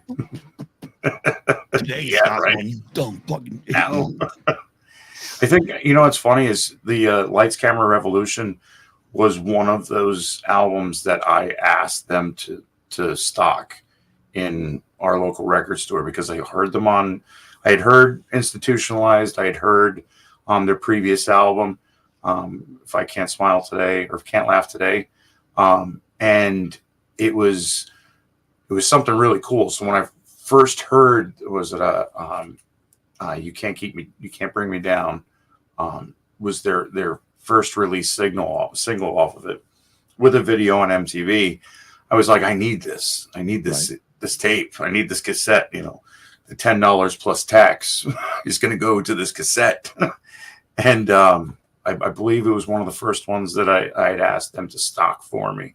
Nice. So I could get it. It was the same thing with me, where it was like, oh man, I was looking for this, but you guys don't carry it. It's I heard it on Headbangers Hall, and they were like, well, what is it? It's like, oh, Caius, or it's something like this. And, oh yeah, I can get it next week. And it was one of those like, Yeah, really, you are my connection to music. yeah. I like priding myself on bouncing around to stuff that nobody else was really listening to. Right. So if it was hard, I went harder. If it had a groove, I went with a completely different, sound to it. That tried to always have something where people would be like, "What the hell is that?" What are you listening to? Oh yeah, I mean, a lot of friends of mine, people that got to know me, when they'd see me in school, and I've got the jean jacket on, and unfortunately because of my parents, I pretty much had the damn mullet. But Right. especially when we got like sophomore, junior, and senior year, I bring earrings in my ear, and a lot of people when they got to know me, they're like, they go look through my cassettes, or even as I started getting CDs, like, wait a minute, I thought you were just metalhead. Right. I'm like, no, I like everything. I mean, I bring the metal to the forefront, yes. Right. That's mainly who all my friends. I mean, there's only a few friends. There's those close friends that knew me, and everyone else just thought I was this metalhead. Yeah. And that's how I left it. I didn't let anybody really into that inner circle. Right. I mean, not like we do. I mean, nowadays, 51 years old, going to be 52 later this year. It's like, yeah, I'll show you my inner circle. I listen to everything from John Williams all the way to friggin' Morbid Angel. Right. Exactly. You have to be that way. I think it's funny that people can look at this type of metal and shake their heads, but it's rooted in so much that there's a lot of bands today that have nothing to do with metal, but will credit metal artists as bringing them out for a certain sound or a certain feel or a certain attitude to have. It's not for everybody, but it's played its part for everybody. It has its place. I mean, and like we were talking with Suicidal Tendencies, I mean, their last album was still psycho punk after all these years, released September 7th, 2018. Right. And on their website, they are talking, or from what I can understand, it sounds like they're about ready to release another new album. That's what it sounds like. As well, I know they're hyping a tour that's coming. They've got some gigs planned out. So and like I said, I'm looking at the list of members of the band, and it's a lot longer than I thought it was. And then who's playing currently, and it was like Ty Trujillo, and I'm going, oh wow, Yeah. that's his son, and I know this because when Fieldy from Korn had a relapse or something, needed to take some time, Rob's kid jumped in and played bass for Korn. Right. And now he's the bassist for Suicidal Tendencies, which is hilarious. And the kid's good. I mean, I've seen him play live.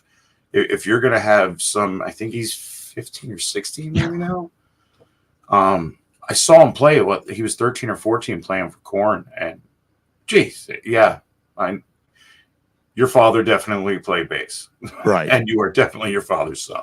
Right. Exactly. Yeah. I mean, I saw some of those shows that, I was on YouTube with him playing Korn, like, fuck. Damn, dude. Kid thrashes it. He does. And I mean, the funny thing is like, yeah, I think I remembered the name Robert Trujillo, but it wasn't until he got into Metallica. I'm like, oh yeah. Why does he look familiar to me? I don't know why. And I just keep looking. I'm going, he looks familiar. Where have I seen this guy before? And then, nowadays, like you said, now we have where we can look the scenes up. We can look at what Wikipedia, you can look everything up. I was like, oh, well, he played in Suicidal Tendencies or in this. Oh, yeah. That's right. Got it. But, back in the day, it was like, if it wasn't mentioned in a metal mag or any Or if it was a magazine, specialty. I had a thing for bass playing. Lemmy from Motorhead, right? To be able to sing and play the bass like he does, and then moving on to other bass players. There's tons of them. Fieldy being one. Robert Trujillo. He was that sound, that deep groove that he had. Right. A little flavor of funk, a little flavor of like maybe some jazz in there, but playing to a thrash song. But having those layers in there, it was one of those where I'm like, I know who he is. I knew when him and Mike Muir went off to do some Infectious Grooves, their side project, and from there. So his name, when he popped up as joining Metallica, I knew right away. I'm like, holy crap! I knew him back in the Suicidal Tendency days and whatnot. But that's literally only because I had a thing for bass playing, and I needed to know. There were certain bands that I knew who they were, that I liked their bass player. Yeah, I don't have the actual picture, but there's a picture of me, CC, and another guy, and the other guy, he's a left-handed bass. He had a bass left-handed, and I borrowed somebody's Flying V. All right. Right. We literally borrowed the school's drum kit, their bass amp, and I borrowed a guitar, a pedal, and an amp from another guy, and we take our first band picture, right? And I'm holding the guitar, and literally 95 minutes after this picture, the parts changed.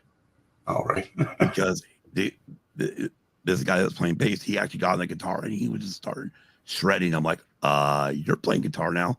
I'll go learn that motherfucker. I'll start playing bass. It's like, I don't mind playing. I mean, yeah, here we go. Groove, backbeat, I'm cool with that. Yeah. And like, damn. But it was just funny because I've got this photo. I don't know. I mean, Kim's got it somewhere now, but it's just funny because like I literally like 5 minutes after that, everything changed. Right. I mean, we didn't do nothing with it, but it was just one of those things where like that moment I will always remember. And that's the moment where, for me, musically, I really started to adjust EQs. Right. I'd take EQ from more treble side and bring up the bass side, get more of the bass feel, get the grooves and listen to what a lot of these bass players were doing. And it also made me go back and listen to like, Cliff Burton. Yeah. And listen, I mean, just a genius that he pulled off on a, like, okay, it's going to take forever to get that good. Right. I mean, but again, and then, even like today, just listening through a lot of these albums, and listening to the bass group, especially after Rob got in there, it's like, damn, he really did drive that, like you said, it was him who brought the punk in or the funk in, and that's what Mike ended up liking it. And man, you can just feel it in the, there's a groove. And when you do have that great bass groove going on in the song, shit changes. It does. And listen, a great bass player can make a band better. Oh yeah. I mean, everyone obviously looks to the lead guitar, the vocals, but a bad bass player can kill a band. Oh, yeah. But a good bass player can really, like I said, Rob is playing with Metallica now, and was chosen out of a lot of heavy hitters that went from other big time bands to play with Metallica, and he beat them out. And there's a reason for it. Well, hey there, Ro. What's up, Ro? Welcome. Yeah, I'm drinking water. DB's drinking. Oh yeah. Hope I'll get a mug or a couple of these days. You just gotta know people, Scott, and answer questions really fast. Well, I did. I did notice that. I did get tagged. I did win. Like, wow. That was it was one of those things where I was like, showing everyone how to do it. Not meaning for it to win, but hey, I'll take it. I'm good. But yeah, dude, I mean, it was funny. So, I mean, I think we've talked about this, gosh, for over a year now. Yeah. I want to say over a year about doing an episode of Suicidal. Yeah. And like I said, it was funny bringing it back because listening to all of them and putting it on a YouTube mix or putting on a Spotify mix and listening to nothing but, it was crazy coming back, hearing these songs for the first time in 20 years and me singing right along with them going, wow, like never thought about this song in 20 years, right. But still up there with the lyrics, that shows the time of music. If I know the words to obscure things because it was really meaningful. So right.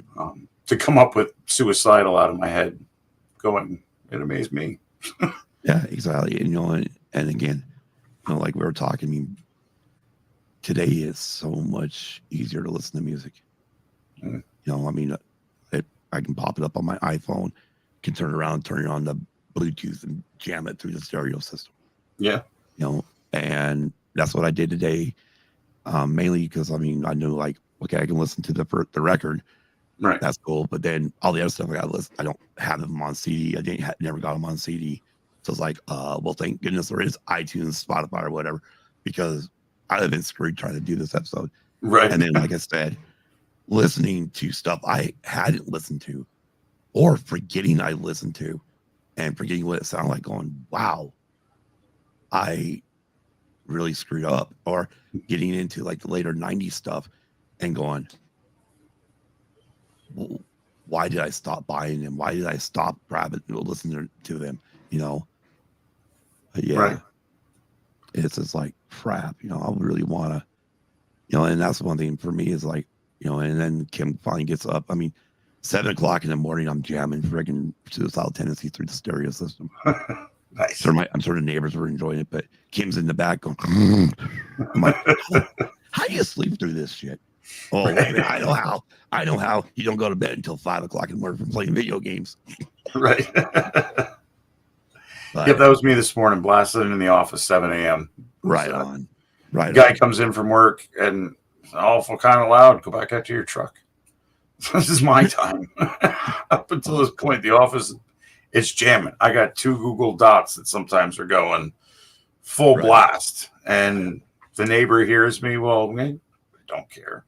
Exactly right. I mean, back in the day, we had to do it through our headphones. I mean, it's surprising none of us are deaf.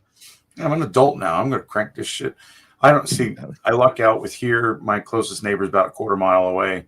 At work, closest neighbor, he's a couple hundred yards, maybe about 100, 150 yards, but he's in a stone building with a big solid wood door. He can't hear shit. So, hey, Kim, just so you know, I was talking about this morning when I was playing Suicidal Tendencies. You were asleep. Not right now. You better not be sleeping back there. Maybe if you are, I'm awake. What? Yeah, right. She knows that I'll probably do something. I'll go back and make some big loud noise or something to scare the hell out of her. Right. We're assholes. Oops. I'd say I'm sorry, but kind of not. Not really. Not really. But yeah, I mean, one thing I noticed though, like even with iTunes, is they don't have Suicide for Life on that. And I was like, well, that's interesting. Maybe I'm gonna have to go find this CD. That's what, 94? Yes. Suicidal for Life. Yeah, it was released June 14th, 1984. And some of the lyrics on it, or some of the songs on it actually. Give it a track listing. Invocation. Track number 2 is Don't Give a Fuck. I'm like, yep, I definitely want to hear this song. No Fucking Problems, track 3. Yeah, that's right. This was the one that like the first several songs all had fucking it. Right. Suicyco Motherfucker and Fucked Up Just Right. Song track 2 through 5 have all got the word fucking in it. This is This is one of those albums that was, for the time of it coming out, was a thumbs up to, piss off on censorship, piss off on silencing me. This was a huge, 1994 to come out with an album where 3 of your top 5 songs have the word fuck in the title. You're, for the time, dude, that's a big FU to society. Right. So right here, what it says in the overview a little bit, by 94, Suicidal Tendencies had become increasingly weary of their newfound fame, following a massive success of Lights, Camera, and Revolution and the Art of Rebellion. As a result, with Suicide for Life, the band decided to tone down the accessible aspects of their sound in favor of a more aggressive style than its predecessor. Frontman Mike Muir recalled to Loudwire of this era saying, and I quote, "We're not for everybody. We never were supposed to be. We're not supposed to be a big band. We got bigger than we should have been, but unfortunately, not big as other bands are. We'd probably be very unhappy. But I think what we do has meant a lot to other people. And to be able to have an opportunity to go out there and people discover you and still discover you and appreciate what you're doing, you can tell that I believe we're doing it for the right reasons," end quote. Yeah. That's that punk attitude. That's that, that we're there. We're not there for you. Like if this isn't you, then move on. We're doing it for that person somewhere that is going to love it. And if not, we love it and we're going to do it for us. And that's that punk attitude that really still holds true with their later songs. That's that punk roots that everybody talks about, making them a crossover band into thrash. I actually read that wrong. I'm like looking at the small print thing. I thought she said my iPod. I'm like, it's up there erased. How's your iPod giving you a problem? That's the problem. Is like nobody sees like this. Is so small and it's far away. I barely catch half the chat. Right. Obviously we got Nicole again bringing up Cupid's butt shaft. Yeah, that's again not on the used and abused bingo sheet. Soon to be added to the used and abused bingo sheet now. Probably next to tire, compound, and penis.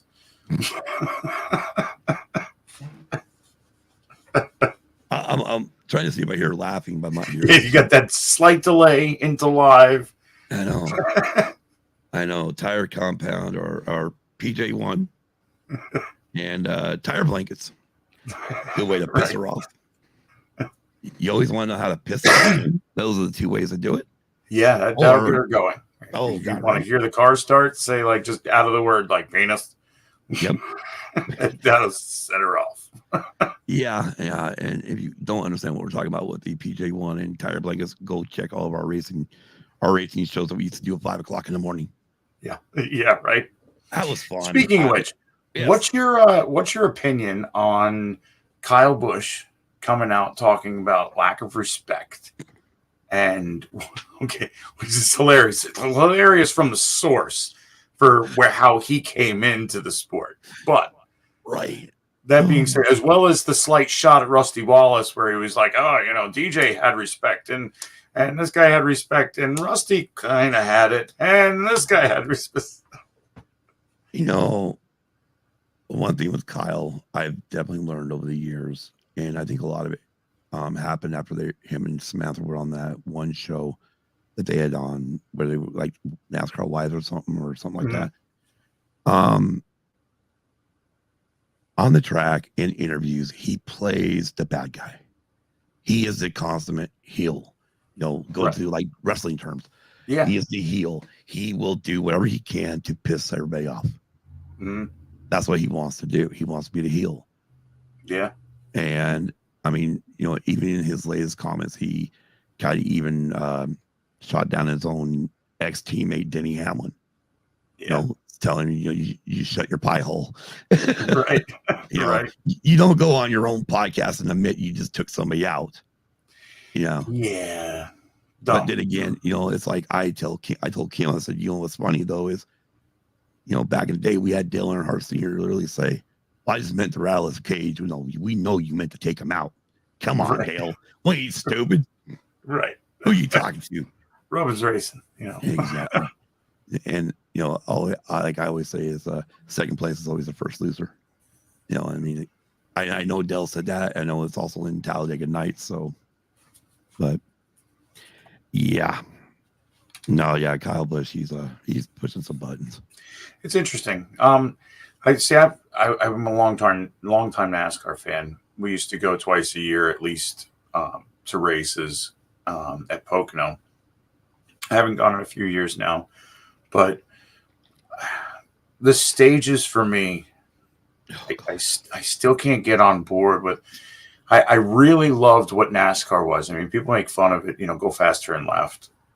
Right. The amount of time, the effort, the calculations that teams did in order to have a car travel 500 miles, 250 miles, whatever it was, with stopping for gas. There was something to that yes, the stages bring more excitement to certain aspects of it. But the guy that could race his ass off 300 miles, 500 miles every week after week, finishing races, not finishing segments, it meant something. And I really think the stages take away from that. A guy can hang back and, play a game of, I'm going to race shitty for the first 2 stages, barely get in, so the third stage I can turn around and win. Where if you did that for a 500-mile race or a 500-lap race, you're beat the last 30 laps, buddy. You're not going to make that back. Right. So and I think that's what changed the whole. I mean, I don't know if you saw this last weekend's post I did in the NASCAR side of the Discord, but I pointed out that me and Kim, we watched the Clash in LA, and then we watched the Daytona 500, and we haven't watched anything since. All right. For NASCAR. I'm like, this is like the first year of my life where I don't care about NASCAR. Right. And it feels like shit. It does. I mean, now, of course, they just mentioned that Jenson Button, former F1 champion, and Kimi Räikkönen, former F1 champion, will be at the Circuit of America's NASCAR race this coming weekend. I'm like, you sons of mothers, you made it so I have to watch it. And that Gunther Steiner is going to be on Fox helping commentate. And I'm like, do we get an uncensored feed of this guy? Right. Because there's no way he's going to say something that's going to stay censored the whole show. And it's like, really? But yeah, I mean, other than that, the only other race I'm looking forward to is the All-Star race at North Wilkesboro. And that is because it's throwback. It's old school track, a track we haven't been at for years. Right. Other than that, I don't care about NASCAR anymore. It sucks because, I mean, as far as memorabilia, I have a lot of NASCAR memorabilia. I was a big Earnhardt fan, turned into a big Junior fan. Like I said, we went to races. I've got pictures and, spending a weekend in the infield of Pocono to be able to be close to everything, to now where I really want to watch it again and I don't give a crap. I don't like your system anymore. I think you broke it. And if anything, if there's any truth to what Kyle Busch is saying in the lack of respect and whatnot, is for the fact that teammates don't mean anything anymore. Because the teammates are cutting each other's throats out there because of the stupid point system and how it works in order to get exciting finishes and exciting. You want to set it up so that way they can have a green, white checker twice every race. That's what I think they want to do. Or more. We want to try at it with a caution. We'll get all lined up and get it again and, try to piss off. Like, just drive the fucking race. Yeah, right. Stop with the point system. And that's nothing that Denny Hamlin brought up too also on this week on this podcast was with this new car, the new car that they have now, you can't pass. Right. So they've literally got to, take everyone out to battle. I mean, it's like, well, this isn't what I remember. Yeah, I mean, I get the restrictor plates. I get templates and whatnot, but we've aerodynamically hindered cars from being able to do certain things. I mean, just look at this last week. I mean, even the announcers thought car got rear-ended. Kevin Harvick put in the wall. Yeah, they're taking out the top 6 guys. If you look at it, it didn't touch them. Exactly. It's because the way you built these fucking cars, right, and the limitations you put on these cars. A guy with slightly older tires, all you got to do is just take the wind off of them a tiny little bit, and it's ruined the whole track. Back in our day of watching it, guys, when Jeff Gordon or Dale Earnhardt or those guys won, it was because of the team back in the shop. Yeah. And today these cars are literally, I mean, I hate to say it, but they are the IROC series. Yeah, they're cookie cutters. I mean, the only thing different, it seems, is the hood, is the nose cone. Kenny, I prefer just the old time stock car races, dirt tracks. Absolutely. Oh yeah, it's all in the Outlaws. Yeah, definitely. TikTok is great, and I follow several people. Friday, Saturday, sometimes Sunday. You can get some live dirt track races from people in local towns that, like, we used to have one up the road from us, just a couple miles, a good dirt track race with the old stocks, the super stocks, the modifieds. Nice. Get the close to the sprint type cars, at least the outlaw side of it. That's where racing, feels like racing anymore. Right. Exactly. And if you want to go big time when it comes to racing, Formula has just really become more exciting. Yeah.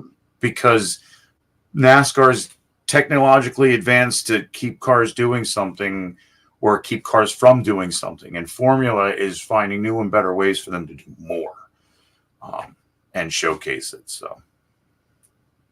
Yeah, I mean, like this year, me and Kim haven't been out to our local track yet at all. I mean, we're almost to the point where we take the summer off, and a lot of it is because they've gone to this lead, the leader out by himself, and everyone else behind him files 2x2. They call it a European restart. I'm like, what? Oh yeah, give me the side by side of all rows. Right. If there's a caution, everybody lines up side by side. But the thing is the car counts are down. And when you get lower car counts and you're charging $15 for an adult, and you're getting, a total of maybe 40 cars. Yeah. I'd rather stay home and maybe catch something on Mad TV or something. Right. Or I'll stay home, and since it be a Saturday night, I'll stay home and watch Scare About the Dark or Dork Wars or even Scare of Live. Right. I mean, I'd rather be more entertained by them than going out there and going, yep, I'm bored. This isn't good. And it's sad when promoters, don't know what to do. And unfortunately, I mean, I always loved that old bumper sticker. I had one for the longest time, was dirt is for racing, asphalt's for getting there. Right. Right. Asphalt is always for getting there. It's not, Yeah. But I mean,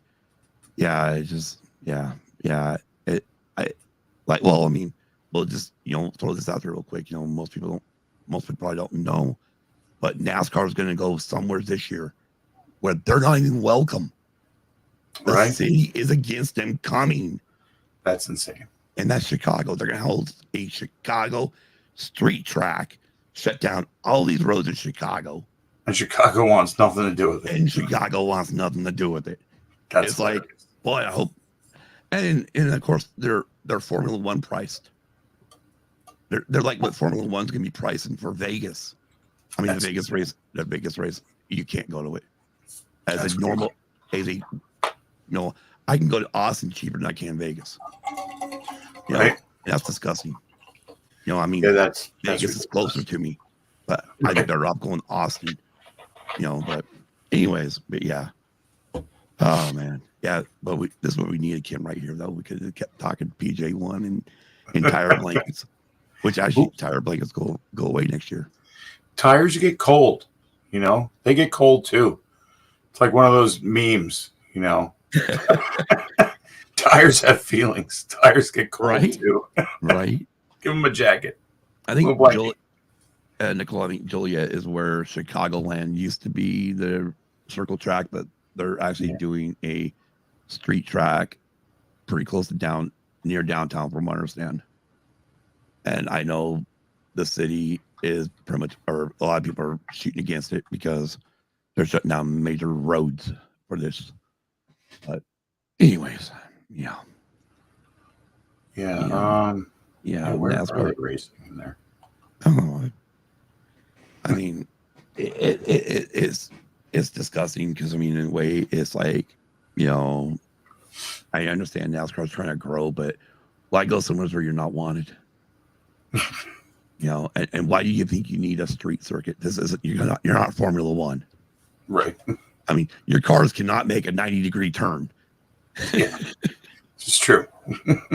I mean, you want to go test your cars on a Formula One track? I know you're going to do it at COTA, but how about go down to Saudi Arabia and check that one out? See if your cars can run there, right? And how well it goes. I mean, again, that's not really built for scratch that. Go to Monaco. Yeah. Go to Monaco. Run that track, because even that track's now too small for Formula One. Oh yeah. I mean, there's no passing it. It's literally a freight train of cars. It is the whole time. Yeah. So, but yeah. But no, I mean, no, it was fun, man. I had fun tonight. Definitely had fun tonight. Absolutely. I'm glad you thought up this theme and to do this show, because, like I said, I threw it on and listening to some songs that I haven't listened to in a long time brought me back to a groove thing when music was everything. It was involved in everything. Pre-driving, it was me walking around with a Walkman. Getting a license, it was, as soon as I had money, I sunk it into a kicker box with some 12 inches, mid-range tweeters, 1,800 watts worth of power flowing through my S10 pickup, with an extended cab that was just a speaker box. I could stand it up and one person could sit in the little suicide seats back there. Fuck you. I don't want anybody in the back seat. I want my speaker box laid down. Right. Exactly.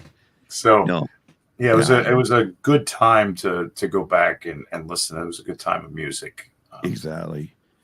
Early 90s was great. I mean, and hell, listen to Suicidal, listen to their early stuff going in, and then listen to some Nirvana. Tell me that they didn't pull some of those vibes out of bands like that. Yeah. Grunge took a huge chunk, I think, from that punk thrash crossover. Yeah, so, I agree. Good time in music, and actually really important time in music for the future of rock and metal. Right, exactly. And man, I mean, we definitely got to get you back on for more episodes, even with the girls and stuff. And then, of course, I mean, I don't know. I'm sure half our fan base, half might have forgotten, but I mean, we still have Indiana Jones on tap. Right. Yes. Definitely. That is going to happen. Just so everybody knows, that is the Little Girls show.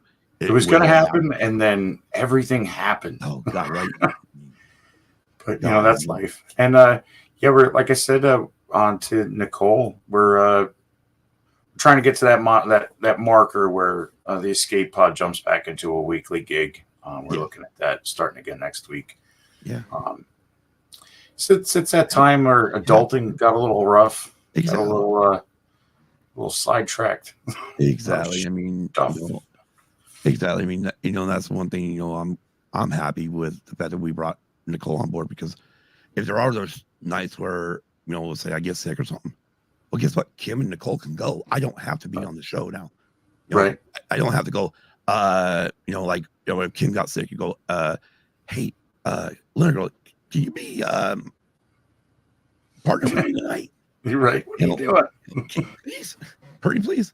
I mean, don't get me wrong. I love having her on, but I mean, it's hard to a lot of times do all of a sudden last minute this shit, I just wonder what's going to happen like in August when we're having monsoon season, and all of a sudden we're all three on screen, and all of a sudden the power goes out here and Nicole's by herself. Right.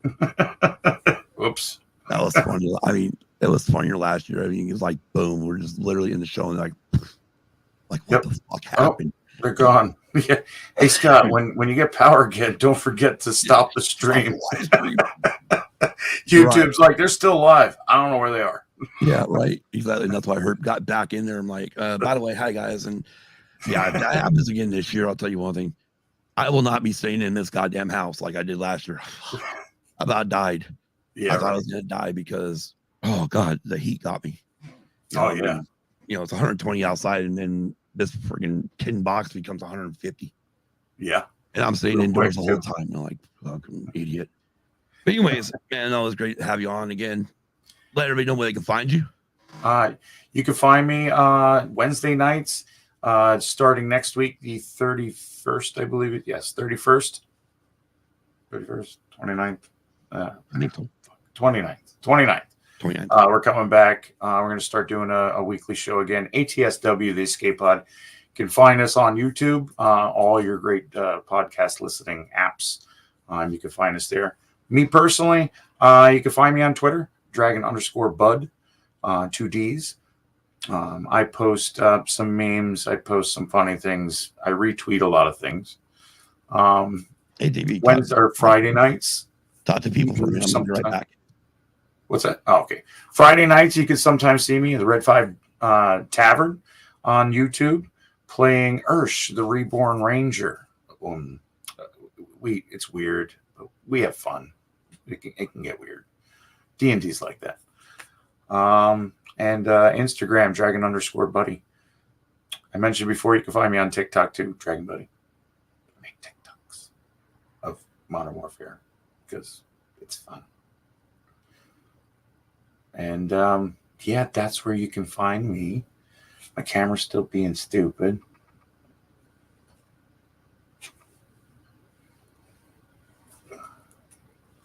Thank you for sharing the links. All the links are sitting right inside the chat there. bio.link/ATSW, the Escape Pod. It's the best way to find all of the links for all of the Escape Pod. We are crazy. We have fun.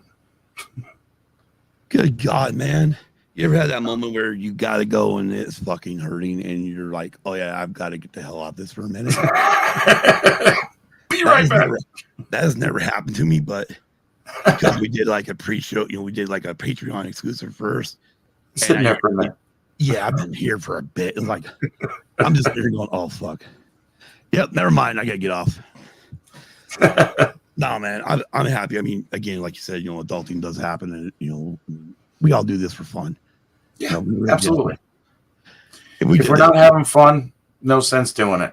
No, I mean, we're doing this for actually trying to make a payday out of it. I think a lot of us would not be happy about this job. It would feel more work than it does. But when it boils down to it, man, I mean, I'm glad you guys are coming back to Weekly Trouble. I mean, there are those Wednesdays where I'm going, the fuck? What is supposed to go on tonight? I'm missing something here. Oh, yeah, the Escape Pod. Oh, that's right. Damn it. Yeah. Until next week. Yep, and then you got to listen to Sidebar on Mondays, just like, they're taking another week off. Oh, yeah, right. Listen, Sidebar. We're just trying for more quality over quantity, man. Right, exactly. It's like, okay, but at least they're giving everybody a warning. Hey, we're gonna take this time. We're gonna come back and do every other week instead of like all of a sudden there's that post. Sorry, or we've done it too where we're like, yeah, sorry, we're not gonna go live tonight because shit came up. And it realized, and then you spend the rest of the week going, fuck, I missed the show. Right. Or it's like, why did that have to come up? Why couldn't we have the show? And then you get to the next week and you're like, oh yeah, let's go. We're ready to rock. But no, man, it's always fun having you on. Yeah, definitely got to get.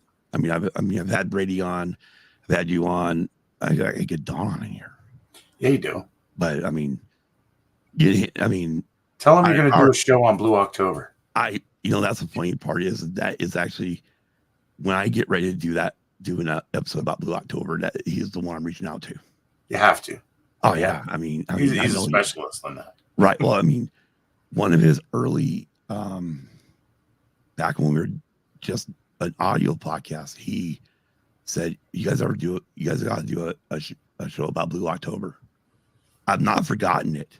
Right. I mean, the fact that we're getting what I think is like 194, 193, 184, and we're 6 episodes away from episode 200. Right.